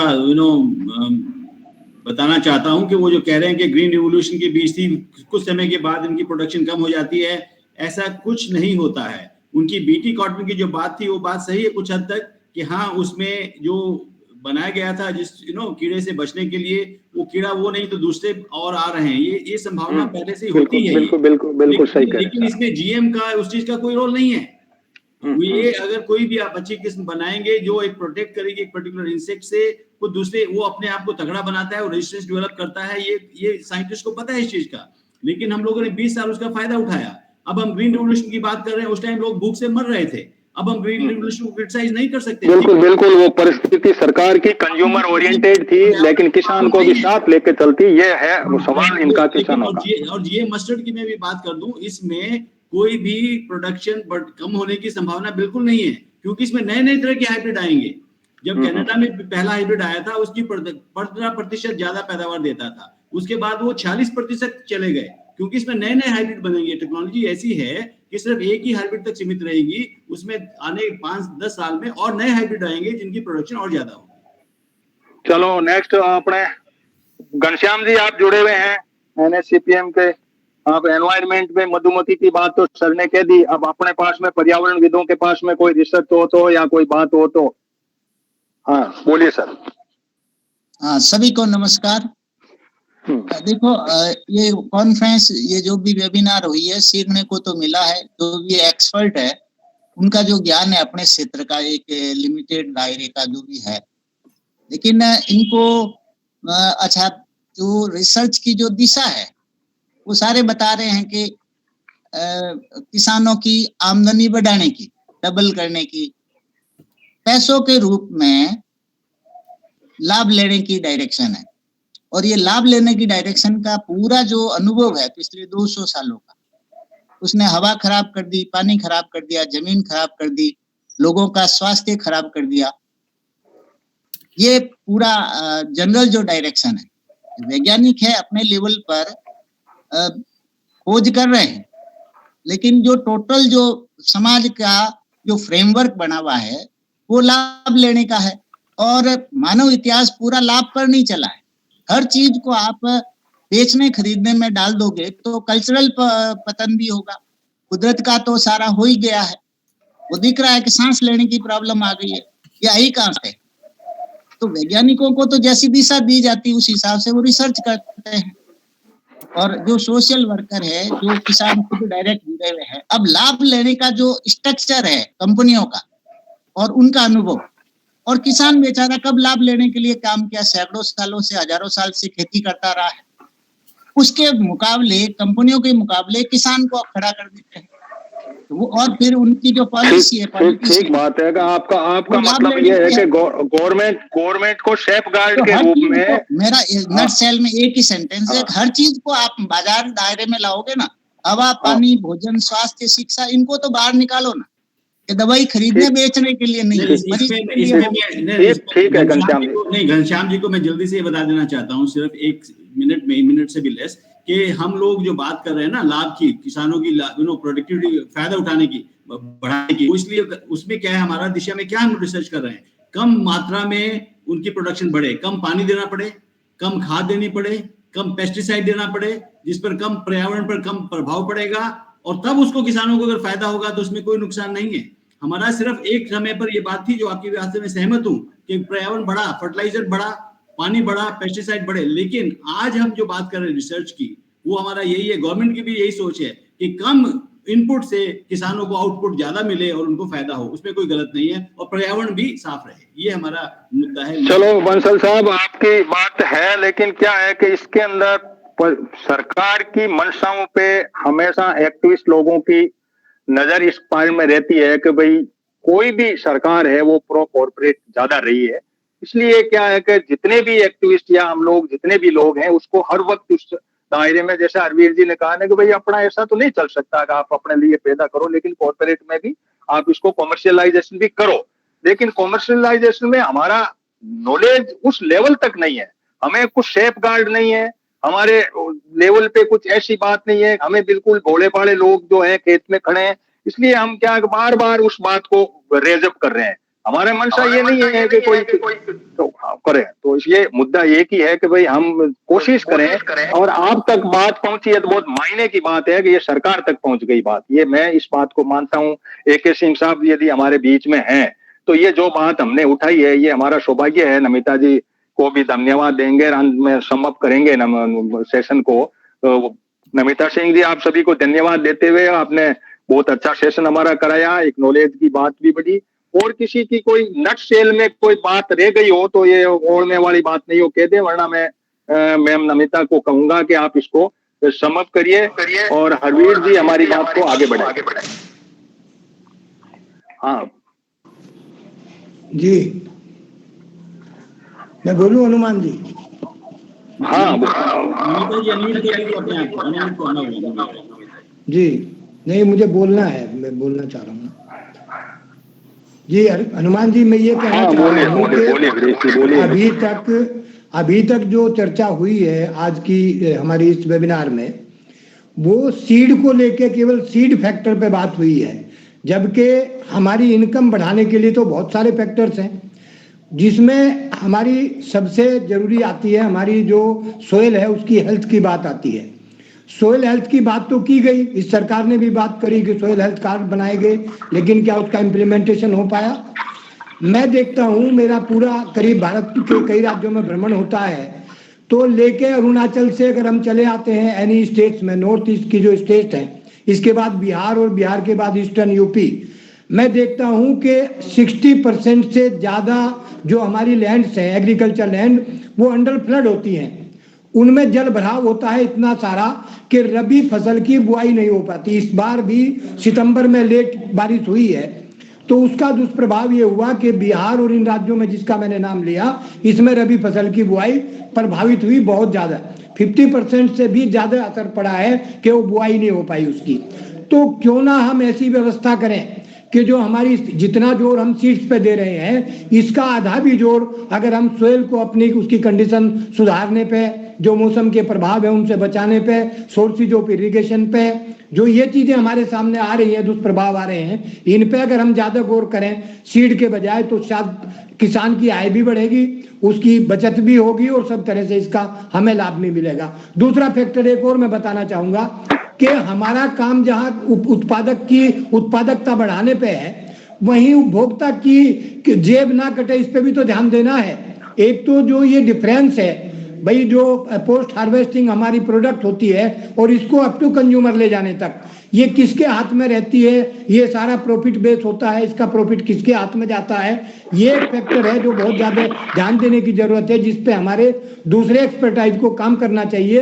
केवल सीड्स के ऊपर सारी जितनी यूनिवर्सिटीज हैं, जितना भी है, सारा फोकस केवल सीड पे आ रहा है, और ये बहुत गलत हो रहा है, बहुत गलत। मैं ध्यान इस पे भी लाना चाहूंगा। चलो ठीक है विजेश जी, सर बात तो सारी आ रही है। रामचंद्रा की जो डबल इनकम DFI के ऊपर था, मैंने डॉक्यूमेंट पूरा पढ़ा है, सारी बातें उभर करके आई है, वैज्ञानिक अपने तथ्य दे रहे हैं।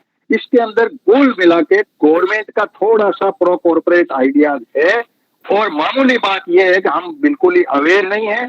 इसी बात को मानना पड़ेगा, और हमें कभी कोई ऐसे मंचों के ऊपर ये बातें ला करके और वैज्ञानिकों का सहारा लेकर के कुछ बातों को गवर्नमेंट तक, आज का जो सेशन है वो लगभग गवर्नमेंट के बिल्कुल नजदीक से निकलने वाला सेशन है, बिल्कुल टच करता सा सेशन है। हमारे साथ जो भी एक्सपर्टीज जुड़े हैं वो इतनी हस्तियां हैं बड़ी, नमिता जी ने को मैं फिर धन्यवाद दूंगा कि उन्होंने जोड़ा है, और हम इस लेवल तक पहुंचे हैं कि हमारी कुछ दर्द है उसके बात है, बायो सेफ्टी के मामले में भी हमने कुछ बात उठाई, और भी हमने कोई बातें कही कि हमें विश्वास नहीं है कि ये सेफ है। इसका हमें ये भी है कि भाई हम किसी क्लियरिंग हाउस में घुस के देखें क्या हो रहा है क्या नहीं हो रहा। हमें ये भी मुद्दा हमारे दिमाग में है कि भाई हमारे पब्लिक डोमेन में ये बायो सेफ्टी के डॉक्यूमेंट्स आए करें। तो ये सारे कंफ्यूजन हमारे थे, बड़े वैज्ञानिकों के साथ पहुंचे। तो नमिता जी, आप इसको समअप करते हुए सभी गेस्ट को धन्यवाद देते हुए, और आपको तो मैंने धन्यवाद दे ही दिया, आप हमारे सब की ओर से धन्यवाद प्रेषित करें। धन्यवाद हनुमान जी। आज की इस मीटिंग को मैं ये कहूंगी कि हमारे साथ देश के बहुत बड़े वैज्ञानिक वर्ग जुड़ा हुआ है, जो कि अपने आप में एक बहुत बड़े मील के पत्थर हैं जीएमओ क्रॉप के फील्ड में। Doctor AK Singh, doctor Kailash Bansal, doctor RC Yadav, all are मतलब बहुत ज्यादा बोलना चाहिए, इन्होंने रिसर्च की हुई है। और मुझे जहां तक लगता है शायद आप सबकी क्यूरीज जो थी, जो आप समय समय पे पूछते रहते थे, वो सभी का समाधान आपको मिल गया होगा। जहां तक मैं ये मानती हूँ कि कोई भी साइंटिस्ट किसी भी काम को करता है, उससे पहले वो जानना चाहता है कि इसका फायदा या नुकसान कहाँ है। ठीक है, आप जो GM क्रॉप की बात कर रहे हैं, वो GM क्रॉप में सीड का आपको पता चल गया कि प्राइवेट वेंचर्स आ रहे हैं जो कि आपको प्रॉपर सर्टिफाइड सीड नहीं प्रोवाइड कर रहे हैं। तो उसमें कहीं भी किसी भी तरह साइंटिस्ट का या गवर्नमेंट का रोल नहीं है। नियम जो बनते हैं वो सही तरीके से बनते हैं। बायोसेफ्टी के रेगुलेशंस काफी स्ट्रांग हैं हमारी कंट्री में, और उन सबको जब तक क्लियर नहीं कर लेते कोई साइंटिस्ट, कोई नई क्रॉप लेकर, जब तक वो सभी को पास नहीं कर लेते, उसको आगे फील्ड में नहीं दिया जाता। आपने BT ब्रिंजल का भी नाम सुना होगा। वो BT ब्रिंजल पे तो हमारे यहाँ के साइंटिस्ट के अगेंस्ट एक्शन हो गया था। उन्होंने केवल फील्ड में क्रॉप टेस्टिंग के लिए लगा दी थी, ठीक है ना। और यहाँ तो इस कंडीशन में कोई भी साइंटिस्ट इस हद तक नहीं जाएगा कि वो अपनी इतने साल की मेहनत साख पे रखे उस चीज को कर जाए बिना गलत जानकारी दिए बगैर। तो मैं आप सबसे अनुरोध करूंगी कि आपको किसी भी GM क्रॉप को ग्रो करने से डरने की आवश्यकता नहीं है। गवर्नमेंट पूरी तरह से रूल्स एंड रेगुलेशन के तहत ही सर्टिफिकेट देती है, और उस सर्टिफिकेशन के बाद ही फील्ड में उस क्रॉप को लगाया जाता है। क्योंकि मैं भी एक बायोसेफ्टी रेगुलेशंस की कमेटी में DBT की मेंबर हूँ। जब भी ये प्राइवेट फर्म भी हमारे पास आती हैं, वो फील्ड ट्रायल की जब बात करती हैं, तो जब तक सर्टिफिकेशन स्टेट गवर्नमेंट का उनके पास नहीं होता, हम उनको कभी भी परमिशन नहीं देते कि वो हमारी यूनिवर्सिटी में आके उसको टेस्ट कर लें क्रॉप को। तो ये सब चीजें अफवाहें हैं जो हम अपने लिए फैलाते रहते हैं, इसलिए आपको किसी भी चीज से डरने की आवश्यकता नहीं है, ठीक है ना। और आपका जो क्वेश्चन है उसमें जब इंडस्ट्री की आप बात करते हैं, तो आपको एक कॉर्पोरेट सिस्टम के तहत बिहेव करना पड़ेगा, और अपने राइट्स प्रोटेक्ट करने के लिए आपको जो भी है ग्रुप बना के और उस चीज को करना होगा। हमारे यहाँ का जो अधिकतर किसान है वो कम पढ़ा लिखा है, वो अपनी खेती पर ही ध्यान देता है, उसको रूल्स एंड रेगुलेशन का नहीं पता है। वो अपने जब तक प्रोटेक्ट नहीं करेंगे अपने राइट्स, तो आपको वो राइट्स नहीं प्राप्त होंगे। आप बात करते हैं कि आपको बेनिफिट शेयरिंग की बात हो, ये क्लियरली डॉक्टर अशोक कुमार जी ने आपको क्लियर किया है कि जब तक आप उसको रजिस्टर नहीं करेंगे अपनी वैरायटी को, आप इसको कर ही नहीं सकते। आपको एक चीज और बताना चाहूंगी मैं, प्रोफेसर KC बंसल जी का अभी तक का रिकॉर्ड है, जो उन्होंने, सर मेरे को याद नहीं कितने नंबर वीट की वैरायटी एक साथ उन्होंने टेस्ट की थी, और वो अपने यहाँ के जो नेटिव सीड्स हैं, नेटिव सीड्स बैंक भी डेवलप किया हुआ है। तो मेरा आप सबसे अनुरोध हो कि यदि आप में से किसी किसान के पास नेटिव सीड्स अवेलेबल हैं, जो लोकली अवेलेबल हैं क्रॉप के, आप चाहें तो उनको मल्टीप्लाई करके और उनको भी सीड बैंक में डिपॉजिट कर सकते हैं। तो ऐसा नहीं है कि गवर्नमेंट कोई काम नहीं कर रही है या हमारे साइंटिस्ट नहीं कर रहे हैं। साइंटिस्ट को पूरा आप लोगों का ख्याल है, वो हमेशा ध्यान में रखते हैं कि हमारे किसान के राइट्स को हम कैसे प्रोटेक्ट करें। उसके तहत ही ये सारी वीट। आप बासमती राइस के ऊपर हम काम नहीं कर सकते, आपको ये बता दूं, उसमें जेनेटिक ट्रांसफॉर्मेशन नहीं किया जा सकता। कुछ वैरायटी है जिसके ऊपर गवर्नमेंट ने क्लियरली रोक लगाई हुई है, तो उसका भी रीजन है कि हम नहीं कर सकते जब तक आप क्लियरेंस दे देंगे, क्योंकि हम भी डरते हैं कि जो हमारी नेटिव वैरायटी है उसको हम ना खराब करें। कपास के क्षेत्र में भी आप ये देखिए, कपास में भी जो हमारी नेटिव वैरायटी है उनमें सब में आपको परमिशन नहीं मिलती है कि आप उसको ट्रांसजेनिक बना पाए। तो पहले आपको रेगुलेशंस के तहत परमिशन लेनी होती है कि हम इसमें ट्रांसजेनिक डेवलप कर सकते हैं या नहीं कर सकते। तो वहां पे भी एक रेगुलेटरी बॉडी है जो कुछ ही वैरायटीज को अलाउ करती है कि आप इसके ऊपर जाके काम कीजिए, इसको मत छेड़िए। जब वैरायटी आपकी अच्छी होगी, वैरायटी इंसेक्ट रेजिस्टेंस वैरायटी होगी और उसको हम ट्रांसफॉर्म करना चाहें तो हमें शायद परमिशन ना मिले कि हम ट्रांसफॉर्म कर लें, क्योंकि हो सकता है कि उससे हम उसकी डिटेरियोरेट हो जाए क्वालिटी। और जहाँ क्वालिटी का सवाल आता है तो आपके क्षेत्र में हम क्वालिटी पे ज्यादा ध्यान दे रहे हैं क्वांटिटी के कंपैरिजन में। तो किस तरह से हम क्वालिटी इंप्रूव कर सकते हैं उस पर साइंटिस्ट ज्यादा ध्यान दे रहे हैं और उसी तरह की वैरायटीज डेवलप की जा रही हैं। तो इन शब्दों के साथ मैं आप सभी महानुभावों का धन्यवाद करती हूँ कि आप लोगों ने इतना टाइम दिया, specially doctor KC Bansal and doctor Ashok Kumar Singh का एंड डॉक्टर आरसी यादव का, और इतने अपने व्यस्त समय के पीछे उन्होंने इतना ध्यान दिया और हमारे देश के जो भी हमारे अन्नदाता हैं उनको इस नई टेक्नोलॉजी से अवगत कराने का इतना बड़ा काम किया। इन्हीं शब्दों के साथ मैं विराम चाहूंगी और धन्यवाद। बहुत बहुत धन्यवाद। मैं अंत में सॉरी फील करते हुए अशोक सिंह साहब, बंसल साहब, कोई क्योंकि किसान भोला खेत में खड़ा आदमी, किसी ने कोई हमने किसी को बात कही है, कोई आपको लगा हो तो हमारे दर्द कुछ अलग है। हमें कुछ ऐसा लगता है कि हमें गवर्नमेंट कुछ कॉर्पोरेट ज्यादा है, ये हमारा माइंडसेट कह दो या कुछ भी कह दीजिए, बढ़ चुका है, क्योंकि हमने कई चौराहों पे इन मुद्दों को देखा है। इसलिए हम हर वक्त ये देखते हैं, आपकी मजबूरी हम जानते हैं, आपके रिसर्च के डेटा, आपका बजट रिसर्च का, इन सब पे हमारी नजर रहती है। एक्टिविस्ट के नाते सब देखते हैं और कितने लोग अपना एफर्ट करके, आपके जैसे लोग अपना खुद का समय लगा के कर रहे हैं, तो बहुत बहुत धन्यवाद। और किसी प्रकार की कोई त्रुटि रही हो और AK सिंह साहब विशेष तौर से हम आपके सेवा में उपस्थित होंगे, तो समय प्लीज बंसल साहब आप दीजिए हमें थोड़ा किसी बात को समझने के लिए। आपने जो बातें रखी सब बहुत अच्छी बातें रखी और हमें खुशी है कि हम इस प्रोग्राम के साथ जुड़े और हम हमेशा जुड़ते रहेंगे। जो हमारे लायक होगा हम हमेशा, आपका अधिकार है, आप अपनी बात रखिए जिस भी हिसाब से आप रखना चाहें। और आज की मीटिंग में सभी ने जो पॉइंट रखे वो सब बहुत अच्छे पॉइंट थे। वो कितनी उस चीज को हम आगे बढ़ा सकते हैं रिसर्च के द्वारा, गवर्नमेंट के द्वारा, वो बात कहना अलग है, बट सबके जो मत थे बहुत अच्छे थे, हमें सब पसंद आए। और हमें इस प्रोग्राम में जुड़ने के लिए डॉक्टर अमिता सिंह को मैं धन्यवाद देता हूँ। और हमारे यहाँ मिस्टर हरवीर सिंह भी जो बहुत अच्छे से रिपोर्ट करते रहते हैं अलग अलग मुद्दों पर, उनका भी इसमें प्रेजेंस एक बहुत बड़ा इंपॉर्टेंट कारण है कि सक्सेसफुल आप लोगों ने इस मीटिंग को ऑर्गेनाइज किया है। धन्यवाद। हाँ, बहुत बहुत धन्यवाद all to all of you. हाँ, शेर सिंह जी कुछ कहना चाहेंगे, आप बोल लीजिए। आप है रिटायर्ड SDM है एडमिनिस्ट्रेटिव साइड में राजस्थान से। हाँ शेर सिंह जी। मेरा तो थोड़ा में यही कहना है कि जो कपास बीटी से जो काम हुआ है उसको अध्ययन कर लिया जाए अच्छी तरह से, उसके बाद में ही इसको सरसों को आगे करना चाहिए। चलो ठीक है, धन्यवाद। बहुत बहुत